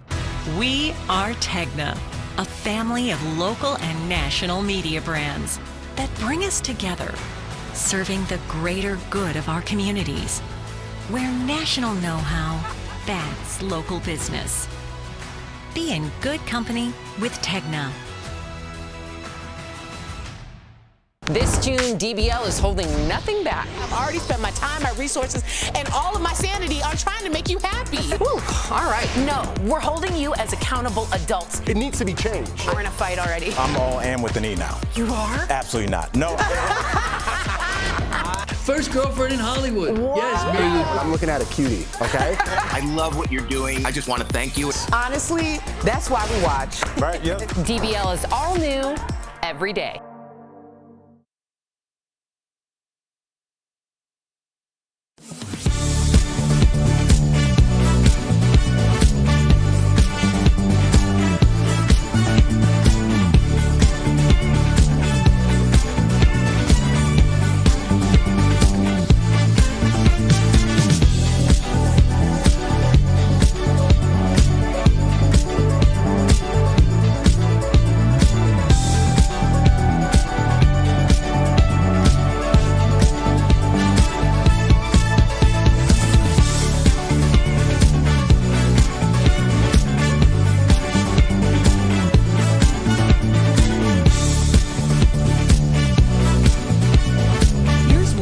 Talking about today on Daily Blast Live. A new revelation at the latest January 6th hearing. Did Trump put Pence's life in danger more than we knew? And the inflation blame game. Is President Biden responsible for the high prices? As we head into Father's Day weekend, we're talking about the best TV dads of all time. Who's your favorite? Father of the Year. Plus, Chef Jernard is firing up the grill for the ultimate dad meal. Drake drops a new album overnight, but why are some fans saying it's a flop? And Harry Styles stops his show to give a very special shout out. Oh my gosh. Are you insane? This is a sham. No. Nope. Y'all just stop. Finally here, drum roll. Welcome to DBL. Okay, first things first, we heard from the January 6th committee yesterday. You all have a lot to say about it. They laid out new evidence that Donald Trump demanded then VP Mike Pence to join what they say was his illegal efforts to overturn the 2020 election. We also heard how close Pence came to danger that day with these new photos showing him in a parking garage under the Capitol just steps away from the angry mob. We also heard about a phone call between Trump and Pence on that day. Here's what Ivanka Trump testified about it. When I entered the office the second time, he was on the telephone with who I later found out to be was the vice president. The conversation was pretty heated. Other details about that phone call included the president calling Mike Pence a quote-unquote wimp and another term for a female body part. We're on daytime TV. I cannot say it, but you know what I'm referring to, in reference to his refusal to go along with Trump's plan. Now, former President Trump is now hitting back on his social media platform. He demanded equal TV time to set out his case for election voter fraud and called the hearing a, quote, highly partisan witch hunt. What do you think about Trump's response and what all went down and how close Pence was to imminent danger? I mean, as we go through these hearings, we keep looking at the timelines and how close just senators in general, Mitt Romney was to who knows what. These people had zip ties. They were not messing around there. When we start talking about Mike Pence, I believe that he should be isolated and also elevated for what he did, because if he decertifies that election and throws it back to the states, especially states in which there were some rogue factors there that may have changed the results, I don't know if we ever have another election again. And I'm not trying to be hyperbolic about that, because once we don't believe in elections, we can't go back from that. If we all decide in this room we're going to have elections about whether we're going to have pizza or Chinese food, and you feel like 2 straight times there's been more votes, but yet we had the food that people didn't vote for, you would lose credibility. If we have that in this country, then what are we?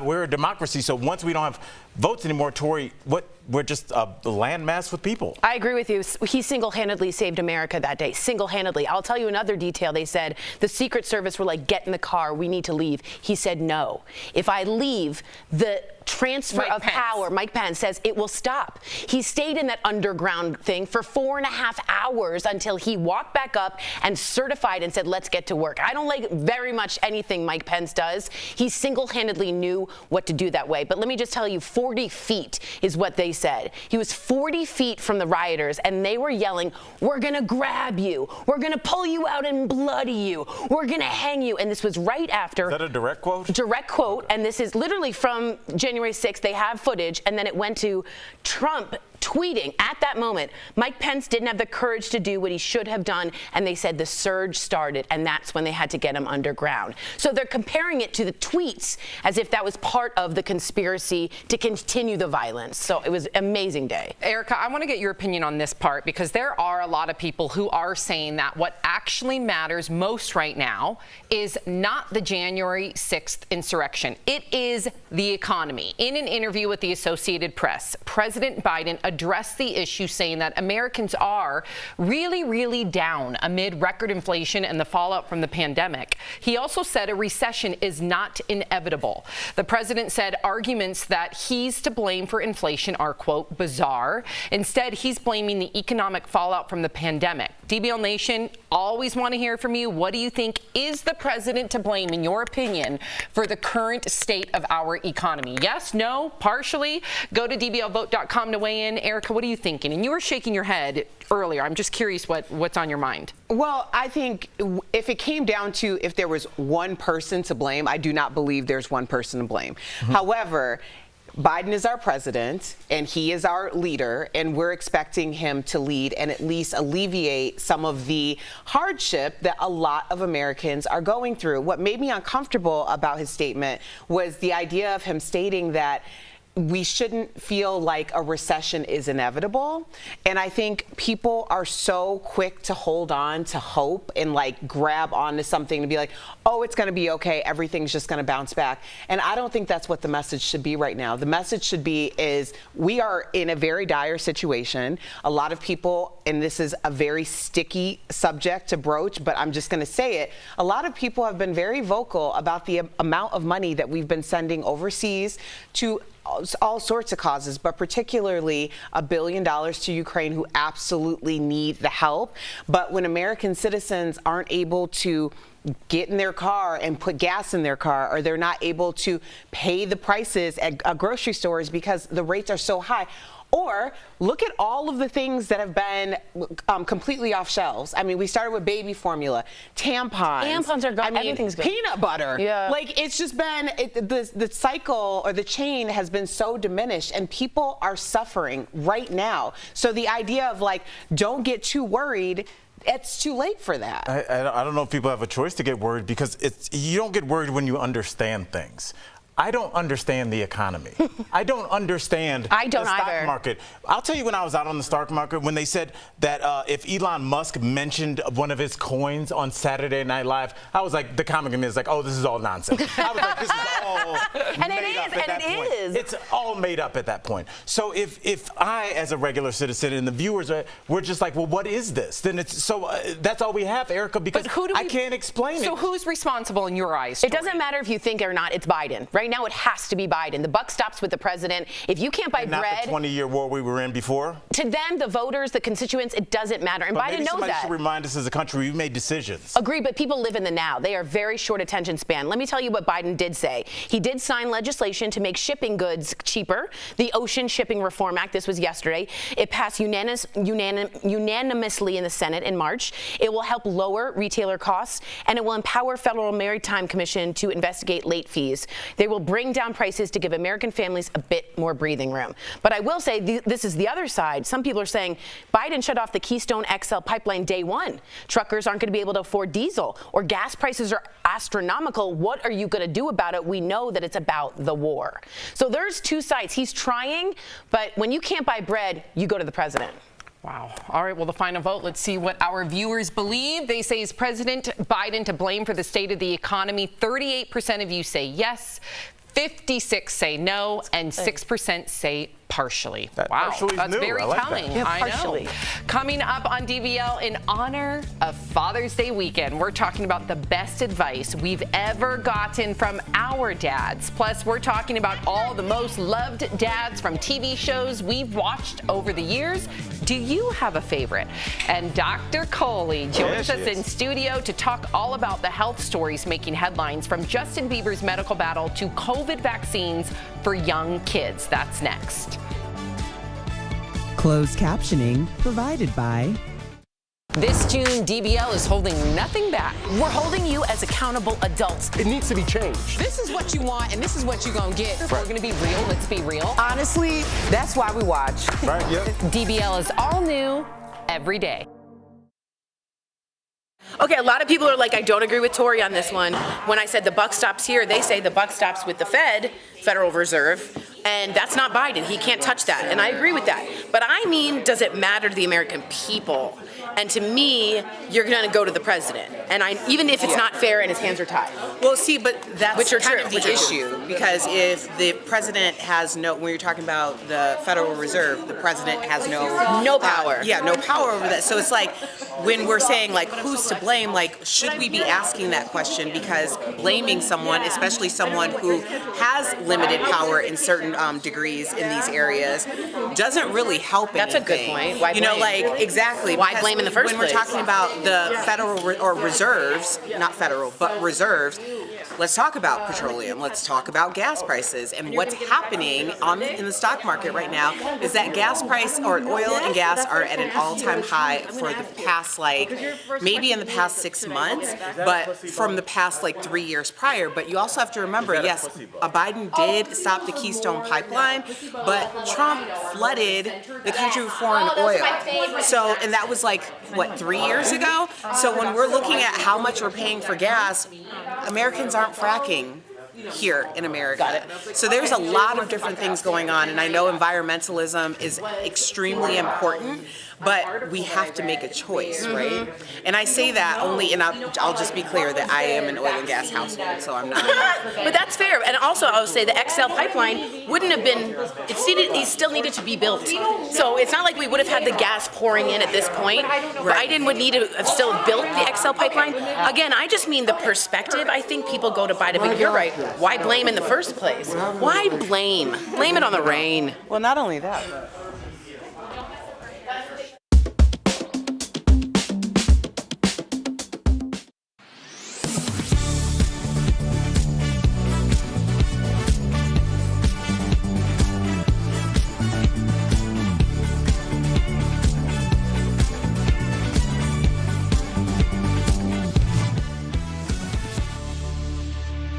Welcome back to DBL. More than a year and a half after the oldest Americans gained access to coronavirus vaccines, the FDA has authorized vaccines for children as young as 6 months. Here to talk to us about this is our favorite doctor, Dr. Coley. Yes, Dr. She's been everywhere, by the way. She's like on her doctor tour right now. She's all over the nation, but she's here now. Okay, so Dr. Coley, kids don't get that sick from COVID, right? We all know that. We talk about that. So should young kids as young as 6 months actually be getting the vaccine? What's your opinion? And then I'll tell you what kind of changed my mind.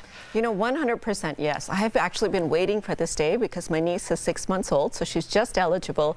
My nephew's 4.5, and I told their parents to take them on Monday. So I told them to take time off of work so that hopefully it comes through this weekend. And the reason, guys, is one, we have to do it for our kids. So even though they don't get that sick, we don't know what the long-term effects of this virus are on our kids. We know that kids get long COVID. We know that kids have died. Now, even if they get infected, the vaccine is likely to make their infection milder and, more likely to help them recover quickly. And they make it less likely for us to catch it, too. So we're doing it for the kids. We're doing it for ourselves, making sure we don't have to get out of work. And we're doing it for our fight in the pandemic because if they get vaccinated, they can't spread as efficiently, and that helps, too. And my number one thing was, okay, I'm going to get them vaccinated. I lost my brother-in-law, Eric, and I don't want it to spread to other people. But then I thought, but then they don't get really that sick. But then what changed my mind is reading the article about we don't know, like, for instance, what was the disease that later turned into HPV? And if you had gotten vaccinated for it, then you would not have, been at risk for it. So things like that, we don't know what COVID will amount to later on. So getting the vaccine protects our children from what could happen later on, in my opinion. Is that accurate? 100%. HPV causes cervical cancer, preventable. EBV, we've learned, which causes mono, causes multiple sclerosis, also preventable with vaccine. Chickenpox causes shingles, also preventable with vaccine. So we don't know these viruses can live inside us forever. Well, speaking of shingles, because I know that there is a connection to this story, but Justin Bieber recently announced that he has Ramsay-Hunt syndrome and it paralyzed half of his face. So what is the syndrome and how common is it? It's so tragic for him to have it at such a young age. Usually we see it in older people, 60s, 70s, so it's pretty rare. Only about 5 cases out of every 100,000. But essentially what it is you get chickenpox as a child, and then it lives inside you forever, even after you get better from the acute illness. And then in infection, stress, anything that suppresses your immune system causes that virus to wake up, start replicating, cause inflammation in the facial nerve, which can then cause basically paralysis of that. And depending on how quickly it's treated, the paralysis could even potentially be permanent. I was wondering, that's terrifying.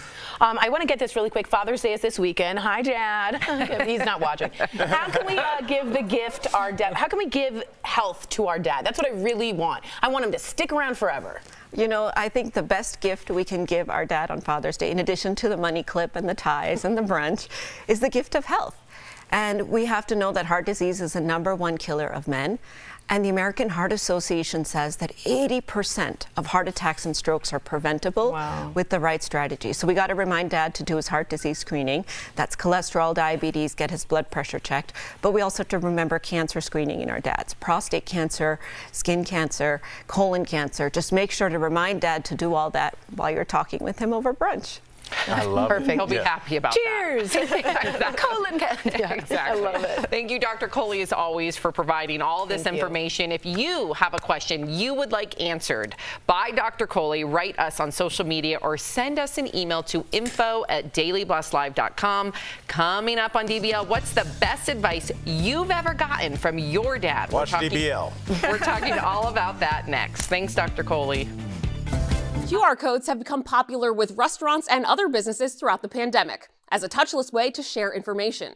Verify viewer Stephanie told us she received a postcard in the mail claiming to be from Amazon.com and inviting her to test a new product.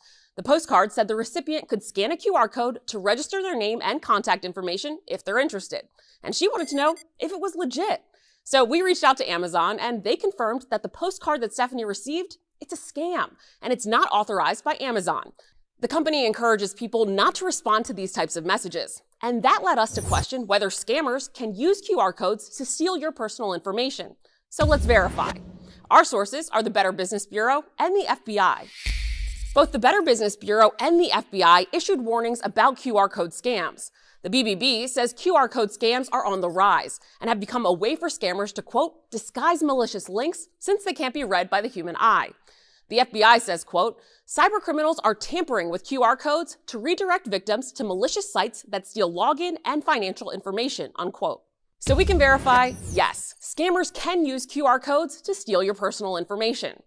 The BBB and the FBI offered these tips for avoiding QR code scams. 1. Don't scan QR codes that come in unsolicited messages from strangers, even if they promise gifts or other opportunities. 2. After scanning a code, check the website URL to make sure it's authentic before entering any personal information. And finally, don't download apps from QR codes. With your Verify, I'm Ariane Till. Are you skeptical of headlines and what you see on social media? We are too. The Verify newsletter answers your questions, clarifies what's true and false, and even includes a daily fun fact. Go to verifythis.com/email to check it out.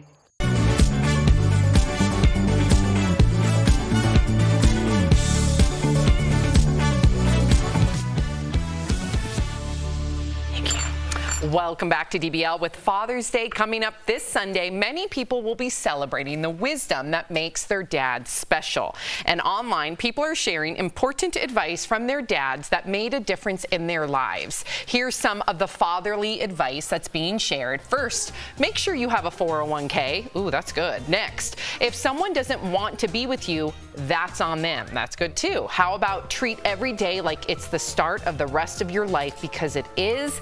And here's a good one. You have 2 ears and only 1 mouth, so listen more than you talk. And this one sounds like a true dad. Show me your friends and I will tell you who you are. That's super real. Yeah. That's real. That one really resonates with me. So what about Roosevelt? Has Roosevelt, Erica's dad, by the way, Roosevelt giving you a piece of advice? No, that's America's dad. Yeah, that's America's dad. Totally. You can't hog him. Yeah. What piece of advice stuck with you the most? Roosevelt called me Photoshop. 10 Look at years him. ago, and he said, Erica, sometimes what you want at 21 isn't the same thing you want at 31, and that's okay. And that was so freeing to me, because I thought once you make a decision, you stick with it, you made that commitment. And he's like, well, you probably made some pretty dumb decisions at 21, you know, so it's like. I love it. Or That's just great different advice. decisions. Yeah, absolutely. Al, what about you? And I know you lost your dad. I just want to preface that because, you know, my niece and nephew recently lost their father. Absolutely. It doesn't have to be a father figure. It could be a grandfather. It could be a neighbor. Anybody that impacted you. I think that needs to be said. Yeah, whoever's filling that role. I'm glad you said that, Sammy. Me too. Honestly, I was thinking about like something that I still take with me today. That's my dad right there. But yeah, that's me, high school graduation. Yeah. My That's old school. But you know, my dad said, and I wish I'd maybe taken the advice a little bit better, but maybe for the young PAs in here, he said, work is like a marathon. He was like, it can take the 26 miles and like you can do it as going to be grueling and you could do it your whole life, or you could work your butt off really hard and retire early. And I met people that they were just like, it's going to be terrible for like 14 years. You work Saturdays, you work Sunday mornings, and then when you go, how was Sam retired at 49? Because she sacrificed her 20s and 30s. So it's like, I didn't do that, but I know some people that did.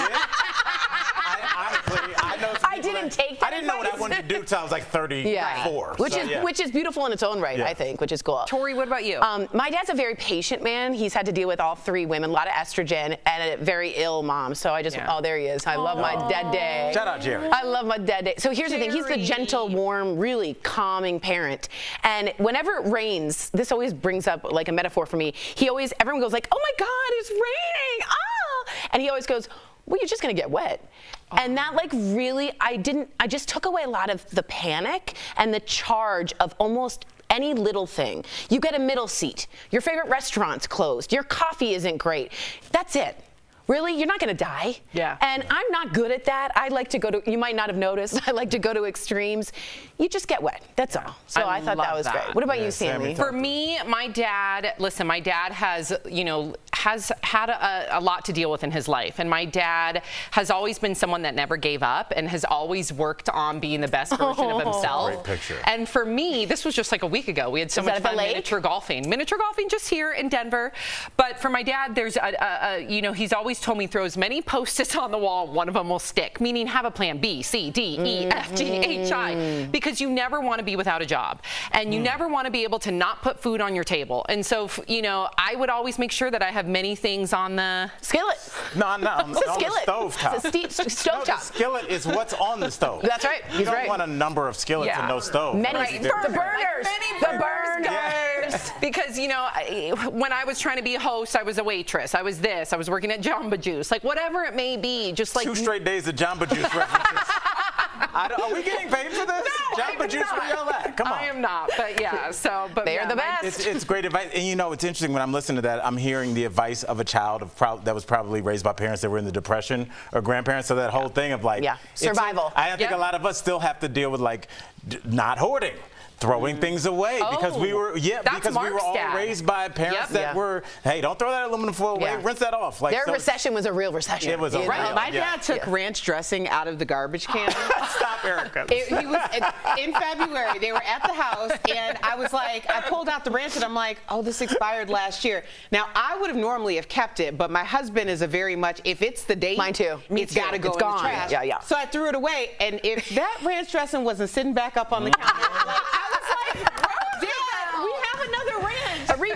A rebirth. There's nothing wrong with that ranch. What would we do without our dads? Coming up on DBL, we are continuing our celebration of dads with a special meal. Chef Gernard is showing Al and Jeff an amazing recipe. Plus, Paul McCartney brings out some other legendary artists to surprise the crowd. We'll tell you who they were. Promotional consideration is brought to you by... Do you need some good news in your life? A little sunshine to brighten up those cloudy gray days? Well, then do I have a story for you. One day, a few New York doctors at Memorial Sloan Kettering Cancer Center had an idea, and they wanted to organize an experimental study. Now, the funding they received was so teeny tiny that the study only included 12 patients, and they were all recently diagnosed with colorectal cancer, which is the second most common cause of cancer deaths in the U.S. this year. All 12 of them were in stage 2 or 3 of the disease. All 12 had yet to try chemo or surgery, and the cancer they did have had not yet spread to other organs. It's also super important to note that all 12 had tumors with a specific genetic mutation. It's called mismatch repair deficiency, or MMRD tumors. These guys are quite resistant to chemo and radiation. The experiment rested on a drug called dostarlimab. Doctors have used it before to treat other cancers, but never rectal cancer. This drug is a type of drug called an immune checkpoint inhibitor. And instead of going ahead and like killing the cancer cells itself, this drug, this little nifty little guy, he goes into the body, he identifies and unmasks cancer cells Scooby-Doo style, and then binds to it and helps the body's own immune system attack those cells efficiently. So the 12 patients, they received an infusion of dostarlimab once every 3 weeks for 6 months. This treatment, and this is super important, was supposed to be followed up with chemotherapy and surgery for the participants. But let me tell you something amazing. Not one of the 12 patients needed it. 6 months after beginning the drug, all 12 were in complete remission, with nary a tumor being detected from any of them. And not one patient relapsed during the follow-up period, which was up to 2 years.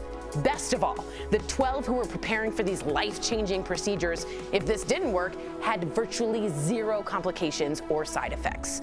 You just don't hear this. 100% rate of cancer remission, it's unheard of. Quote, I believe this is the first time this has happened in the history of cancer, said medical oncologist Louis Diaz Jr. The co-author of the paper, Dr. Andrea Sersic, added the experiment resulted in, quote, a lot of happy tears. Now, the British pharmaceutical company GlaxoSmithKline will be expanding the budget and the study to include more patients and to see if the results can be replicated. But it does offer us a light at the end of a very, very long tunnel. Now you know. Are you skeptical of headlines and what you see on social media? We are too. The Verify newsletter helps you distinguish between true and false information by answering your questions. It provides fast facts on trending topics, spotlights major stories, and even includes a daily fun fact for all those trivia buffs out there. Get Verify's fast facts delivered every weekday to your email inbox. Go to verifythis.com/email to check it out.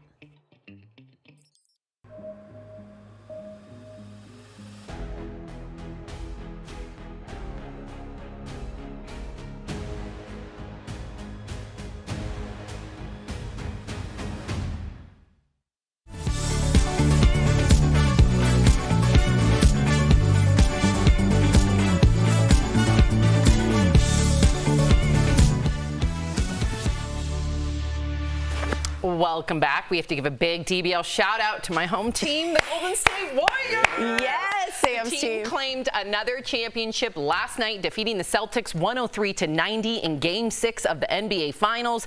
This is their 4th title in the last 8 seasons. They celebrated by spraying each other down with ridiculously expensive bottles of champagne. As you do. Sam, how did you celebrate your home team's win last night? I was happy for them. Who do you think played the best? Find out? When did you know? Klay Thompson. There you go. Draymond Green. Steph Curry. See, don't challenge me. Good job, Sam. Like a substitute teacher would. Draymond, sit down. Draymond Green. Draymond Green. Hey, yes. Okay, my husband's more of a fan than me. If you're leaving us, you can watch the second half of the show online. Watch on YouTube, dailyblastlive.com, or our app. But if you get the second half of the show, here's what's ahead. Chef Gennard is firing up the grill for Father's Day. He's got the perfect recipe, and Drake releases new music, but find out why it's not getting rave reviews from everyone.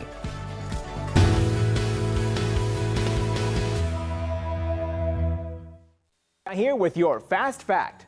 After a long day of shopping at Costco, I'm not the only one who likes to fill up with a hot dog combo. The $1.50 deal has been a staple since 1985, and last year, Costco sold more than 122 million of these hot dogs worldwide. So when a viral tweet claimed the price was going up by $1, it caused a frank discussion. So let's verify. Is Costco raising the price of its hot dog combo? We checked with these sources for an answer. The store is synonymous with the $1.50 combo, and Costco executives assured shareholders the price won't change anytime soon. Let me just say, the price when we introduced the hot dog soda combo in the mid-'80s was $1.50. The price today is $1.50, and we have no plans to increase the price at this time. We also gave a few staffers the hard task of independently checking prices at their local stores, and confirmed you can still get a hot dog and a soda for $1.50. So, no, Costco is not raising the price of its hot dog. With your fast fact, I'm Brandon Lewis.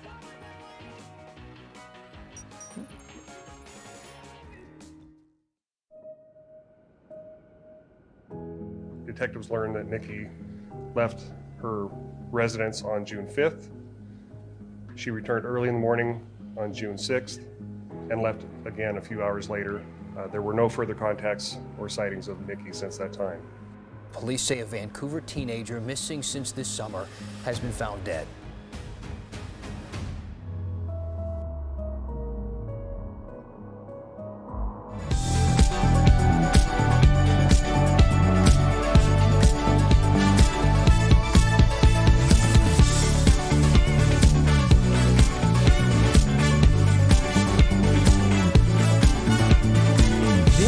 Is Daily Blast Live. We're talking about what you're talking about. Oh my gosh. Are you insane? This is a sham. No. Y'all, just stop. Finally here. Drum roll. How can you say you know what I'm feeling, know what I'm feeling? You don't feel nothing, nothing is healing. Time is just killing. How can you say know what I'm feeling? Welcome to DBL. Well, you just heard Drake's first single, Falling Back, from his new album. The video shows him marrying about 30 women plus, right? We're kicking off today's music-themed segment by talking about the rapper's new album. He dropped it at midnight. It's called Honestly Nevermind, and fans are surprised because he seems to be taking his music in a totally new direction. So far, the album is getting some pretty negative reviews. One fan said, no disrespect, but that honestly wasn't it. While another said, Drake's surprise album was like when your teacher surprises the class with a pizza party and you end up with this. But to be fair, let's listen to another song before we give our opinion. Oh, when you're ready, we can put this behind us. Maybe we can find us again. I know. Put this behind us. That sounds like Bieber on that second one. Yeah. I was not feeling the first track. That's Falling Back. I was not. With Tristan Thompson as the best man. Yeah, did y'all see that? Yeah. He was Tristan Thompson was the best man, and then I thought, oh. Yeah, first of all, Cavs. Yeah, but honestly, 2016. I looked at that, and it made me strangely think about Outkast. Outkast was still a famous group from 25 years ago, and their first hit album was Southern hip hop, heavy bass lines, talking about Cadillacs.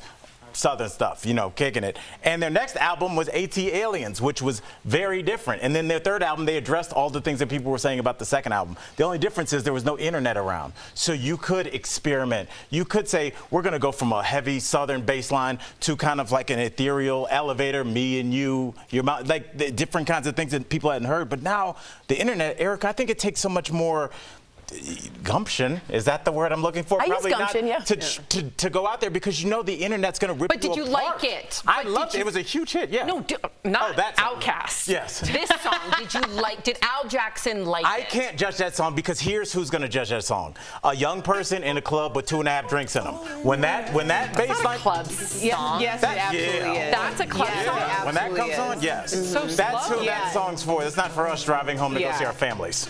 These are definitely, this is club music. Summer club music, yeah. People are talking about like house music influence, especially when you start talking about the Midwest, that sound. However, this is Drake's ultimate thing, and this is the reason why so many people are talking about it, is because he actually lives in the cross-section of all intersectionality. Like whether it's him being a Canadian and being super popular in America as well, when it comes to gender, when it comes to socioeconomics, when it comes to race.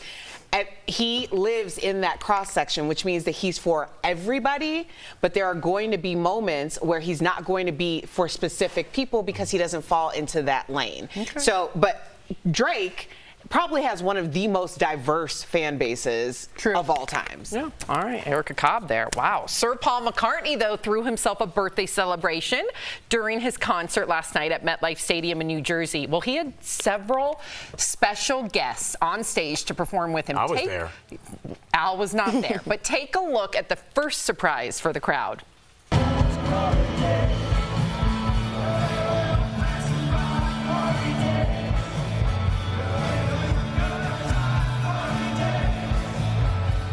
But the boss wasn't the only Jersey native to make an appearance with Sir Paul. Check out who surprised Paul on stage to wish him a happy birthday.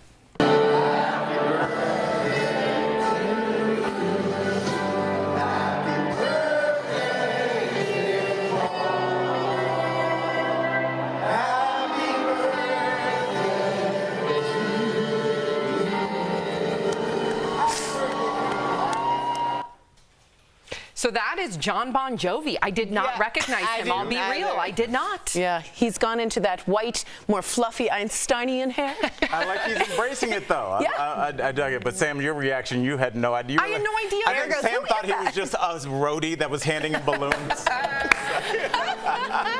But you can't get more New Jersey. What did you think about, Tori, these big stars popping on stage? Would you expect that from Sir McCartney? Yes, and I love Sir Paul. I've been to see him recently. I even like his new stuff. And when you talk about experimental stuff before the internet, you can't not speak about the Beatles. I mean, they went from one album to drug album to, India album to sitar music. So really, these guys all looked up to Paul. They were contemporaries. But there's nothing more New Jersey than the boss and Bon Jovi. Right? And maybe a piece of pizza. Would you expect that, though? If you were in the crowd, would you have expected that? I always think Paul will bring us someone famous up, and whenever I'm there, he does no, because he has so many famous friends. Right, that's why. Right, very cool. But Sir Paul was not the only musician to surprise his fans while on stage. Harry Styles paused his concert in England, I love this, to thank a very special person from his childhood. Take a look.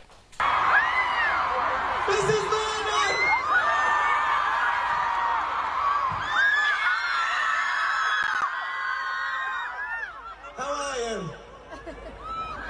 I heard you're retiring.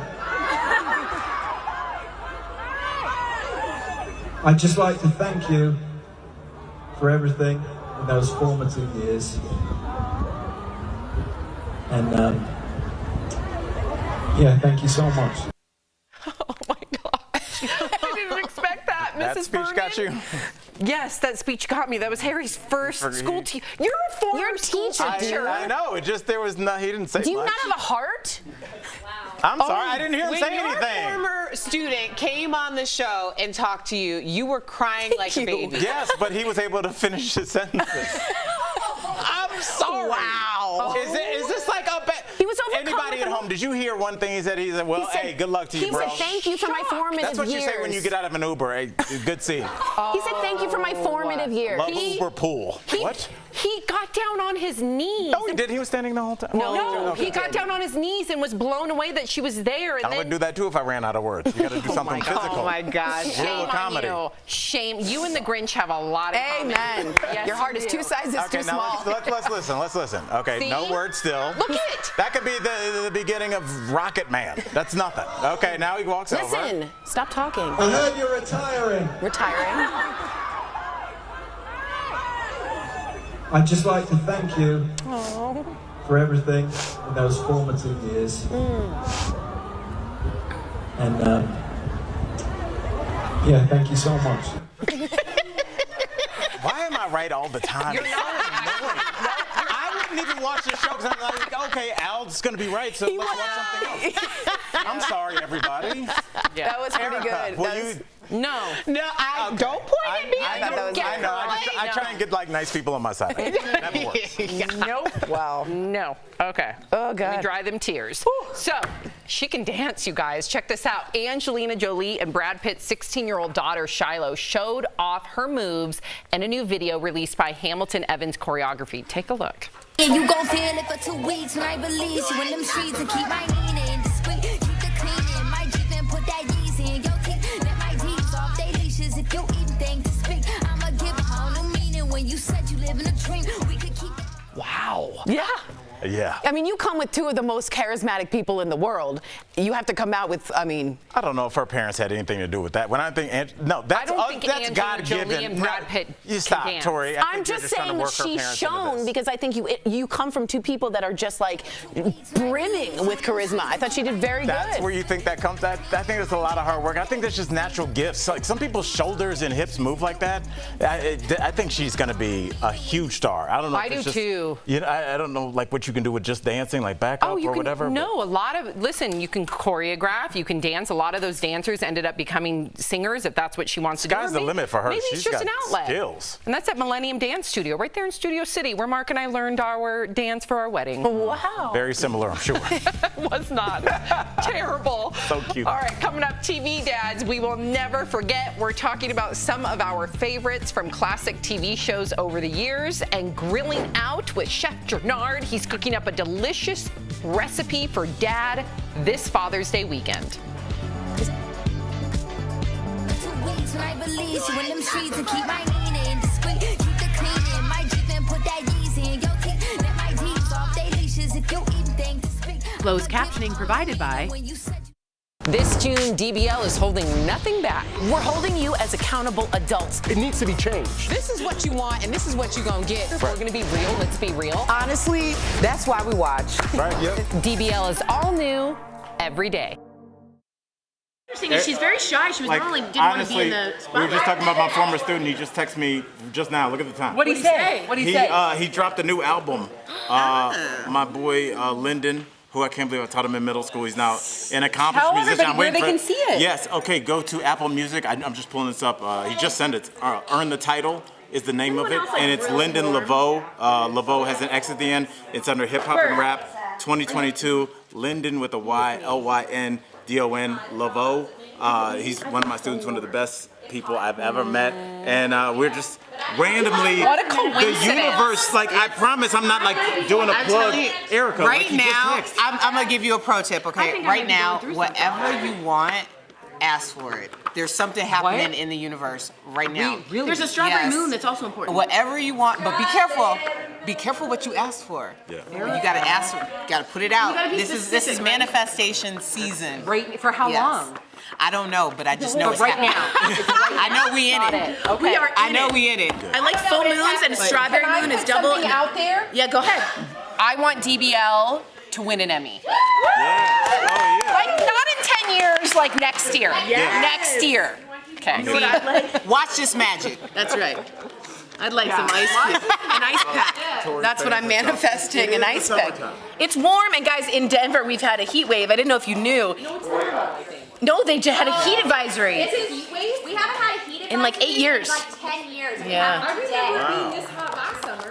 But today is a heat advisory, like dangerously hot. It could get up to 101.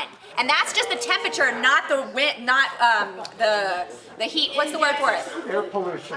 No. So in India, I know Al doesn't know this story. They skipped a whole spring. They went from winter to summer. It's very hot there.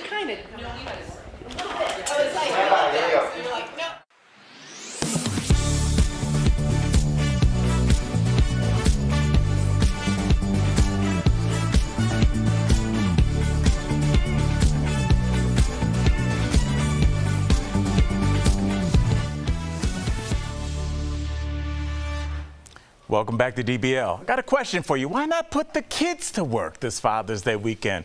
Earlier, Chef Gennard stopped by to fire up the grill and show us a recipe that's perfect for dads and kids to make together. You're gonna love it. Take it.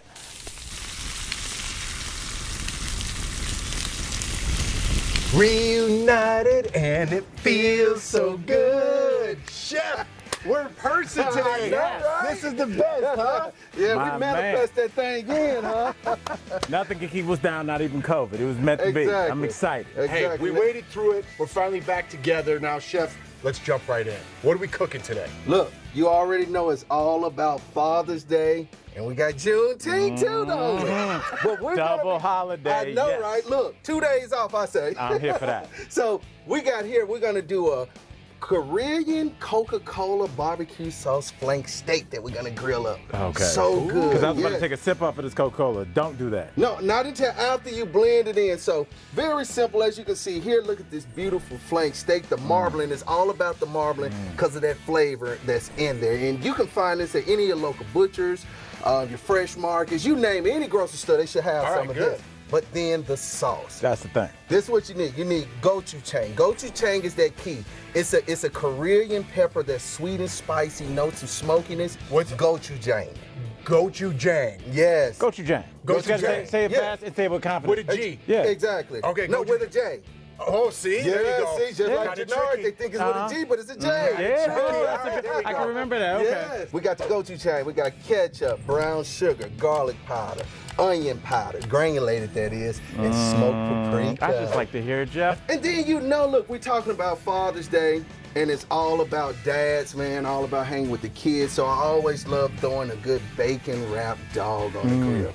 Cool. See, you got one right there. As a matter of fact, you can start rolling that bad boy. Chef, let me tell you, I didn't even know you were coming. Well, I did, but last week I didn't. I cooked this very same thing for my son because he found bacon and he loves it. You blew his mind with that, I'm sure. Very simple. So go ahead and lay that There on we the go. plate, hand it to me. See, I'm look at gonna that. put it on this cool grill. We already got the grill kicked up. Yes. About 300 degrees here.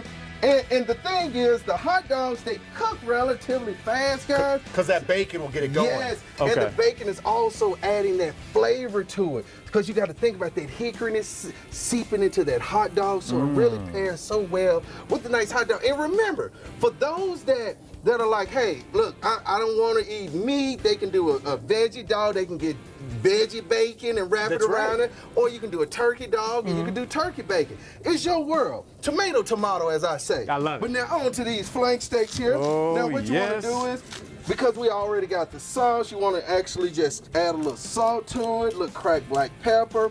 And because of that marbling, you don't have to do anything, oiling your grill or anything. And that's that flavor melt down. Now, while I'm doing that, I want you to go ahead and hook that sauce up. Put it on the grill before you put the sauce on, huh, Chef? Yes. Okay. You want to get those nice good grill marks. You want to get that nice sear. You want to loosen up that marbling on it, and see if you add the sauce too soon, you will lose that experience. Go ahead and pour this in. Yeah, go ahead and pour All right, it in. it looks so pretty. I was scared. Yeah. He put a lot in, but it's okay. I thought this was 8 ounces. It's Al's world today. Yeah. That's all I said. Now go ahead and whip that up. All right. I'm gonna just sit Good this thing you up made under one here. beforehand, Chef. Yeah. I know, right?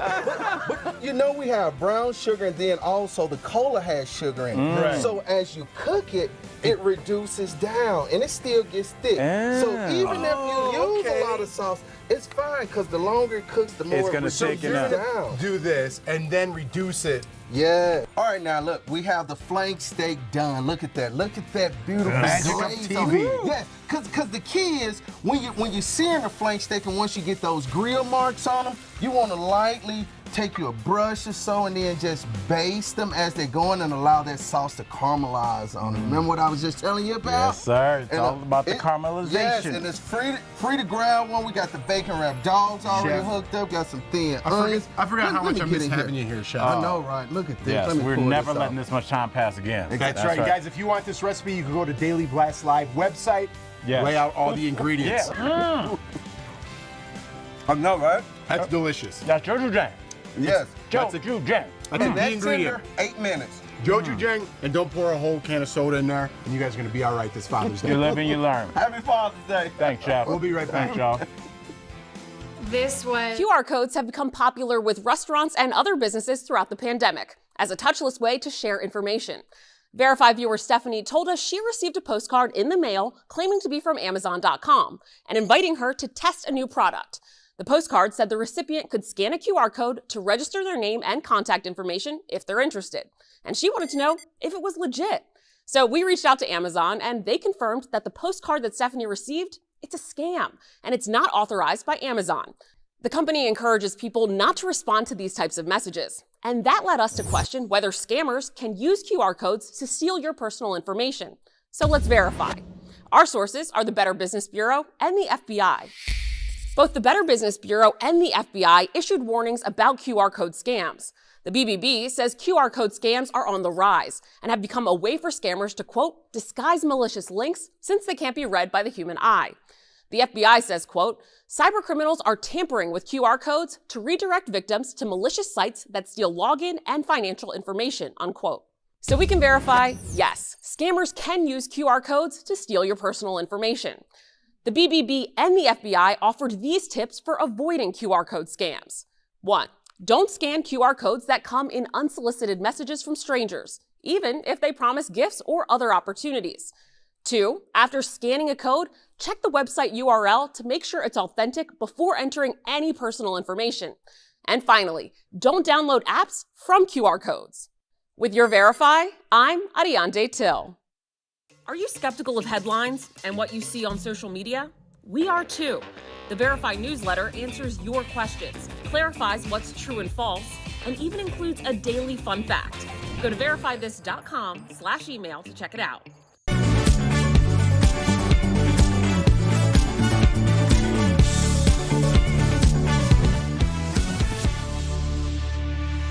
Welcome back. We love a lady lead, but we can't deny how much our TV dads have taught us, from Al Bundy to Homer Simpson. So today we're taking a look back at some of our favorite father figures we had on screen. First up, Tony Soprano, right? Now, of course, we realize that Tony was a dangerous mob boss, but what wouldn't Tony Soprano do for his kids? Those who want respect give respect. No, not quite. No, I'm not Tori. I can't do accents. I'm not great. Yes, you are. What about Andy Taylor from the Andy Griffith Show, huh? I love when he was referring to Opie and said, I don't want him to be the kind of boy looking for fights, but I don't want him to run from one when he's in the right. That is such dad advice, am I right? Yep. Mm-hmm. Of course, we can't forget about Ward Cleaver, who always gave good advice to Wally and the Beaver, no matter what they got themselves into. And can't forget Carl Winslow, you guys, from Family Matters. Not only did he have to deal with his own kids, but he had to deal with Steve Urkel's antics, and for that, we admire his patience. What about Mike Brady? He supported the entire Brady bunch and was named Father of the Year after Marcia nominated him on the show. Do you guys remember that? No, Tori's shaking her head. No, that's okay.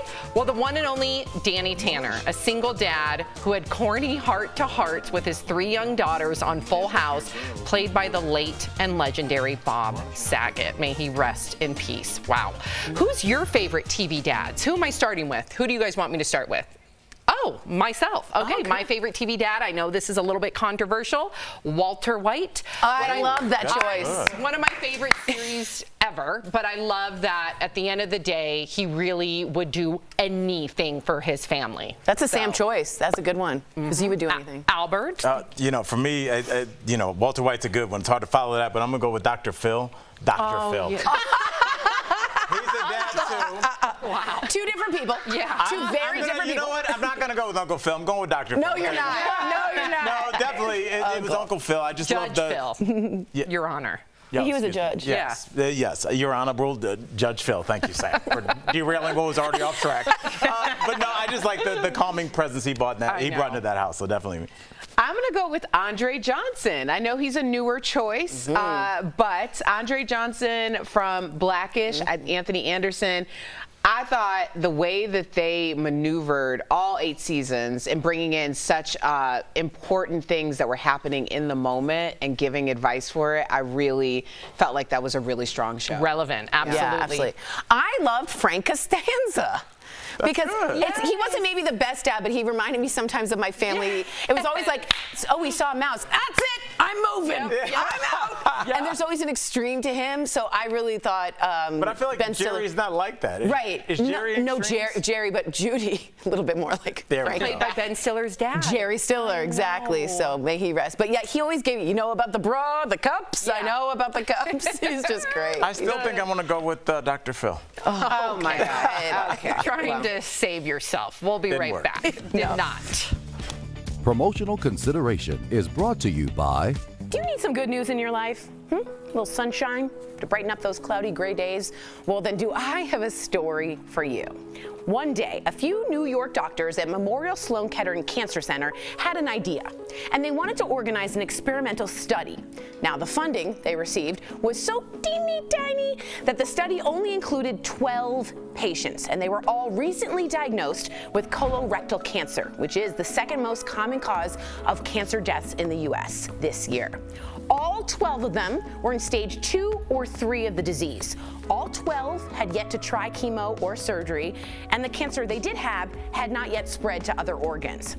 It's also super important to note that all 12 had tumors with a specific genetic mutation. It's called mismatch repair deficiency, or MMRD tumors. These guys are quite resistant to chemo and radiation. The experiment rested on a drug called dostarlimab. Doctors have used it before to treat other cancers, but never rectal cancer. This drug is a type of drug called an immune checkpoint inhibitor.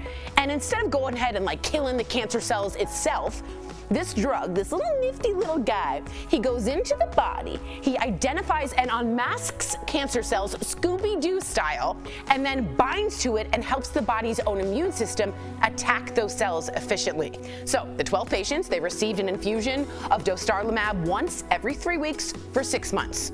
This treatment, and this is super important, was supposed to be followed up with chemotherapy and surgery for the participants. But let me tell you something amazing. Not one of the 12 patients needed it. 6 months after beginning the drug, all 12 were in complete remission, with nary a tumor being detected from any of them. And not one patient relapsed during the follow-up period, which was up to 2 years. Best of all, the 12 who were preparing for these life-changing procedures, if this didn't work, had virtually 0 complications or side effects.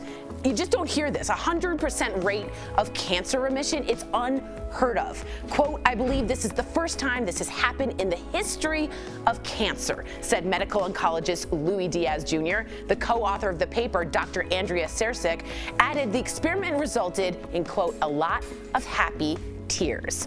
Now, the British pharmaceutical company GlaxoSmithKline will be expanding the budget and the study to include more patients and to see if the results can be replicated. But it does offer us a light at the end of a very, very long tunnel. Now you know.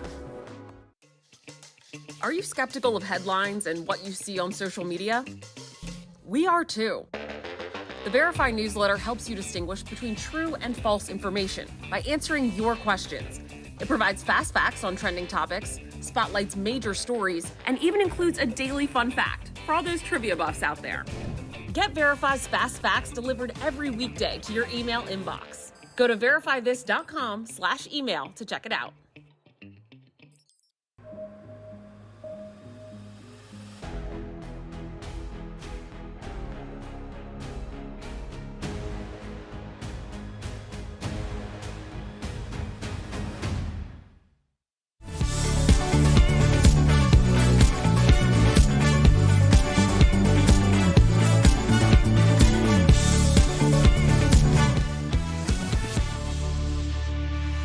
Welcome back to DBL. We love sharing your comments. Okay, this looks like TV dads. Gary says, I loved Jerry's dad in Seinfeld.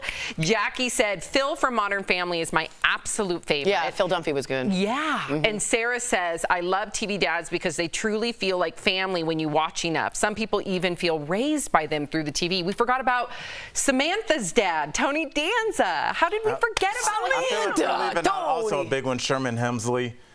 The Jeffersons. Oh my gosh, that was so long ago, I'm but gonna lose the young folks, but like he was like the original kind of charismatic black TV dad. Had issues with the neighbors, issues with his wife. It's I don't know. We could not mention him. Oh, we forgot Lester from 227. Oh yeah, Lester. Yeah. Ooh, Mary. Lester from 227. We are losing anybody under 40. That is okay. That's where Regina King got her start. She was a young Regina King was on that show. That was her. That was her breakout. There you have it. DBL's new every day. We will see you on Monday, same time, same place. Have a happy Father's Day weekend. Love you, dads. Love you, dads. Love you, We Dad. love you, daddies.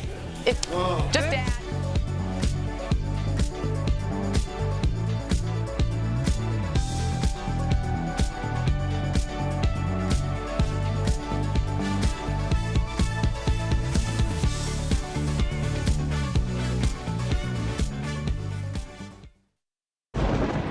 Where hope finds help.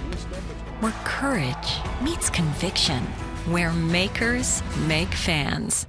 We are Tegna, a family of local and national media brands that bring us together, serving the greater good of our communities. Where national know-how backs local business. Be in good company with Tegna. This June, DBL is holding nothing back. I've already spent my time, my resources, and all of my sanity on trying to make you happy. Whew, all right. No, we're holding you as accountable adults. It needs to be changed. We're in a fight already. I'm all in with an E now. You are? Absolutely not. No.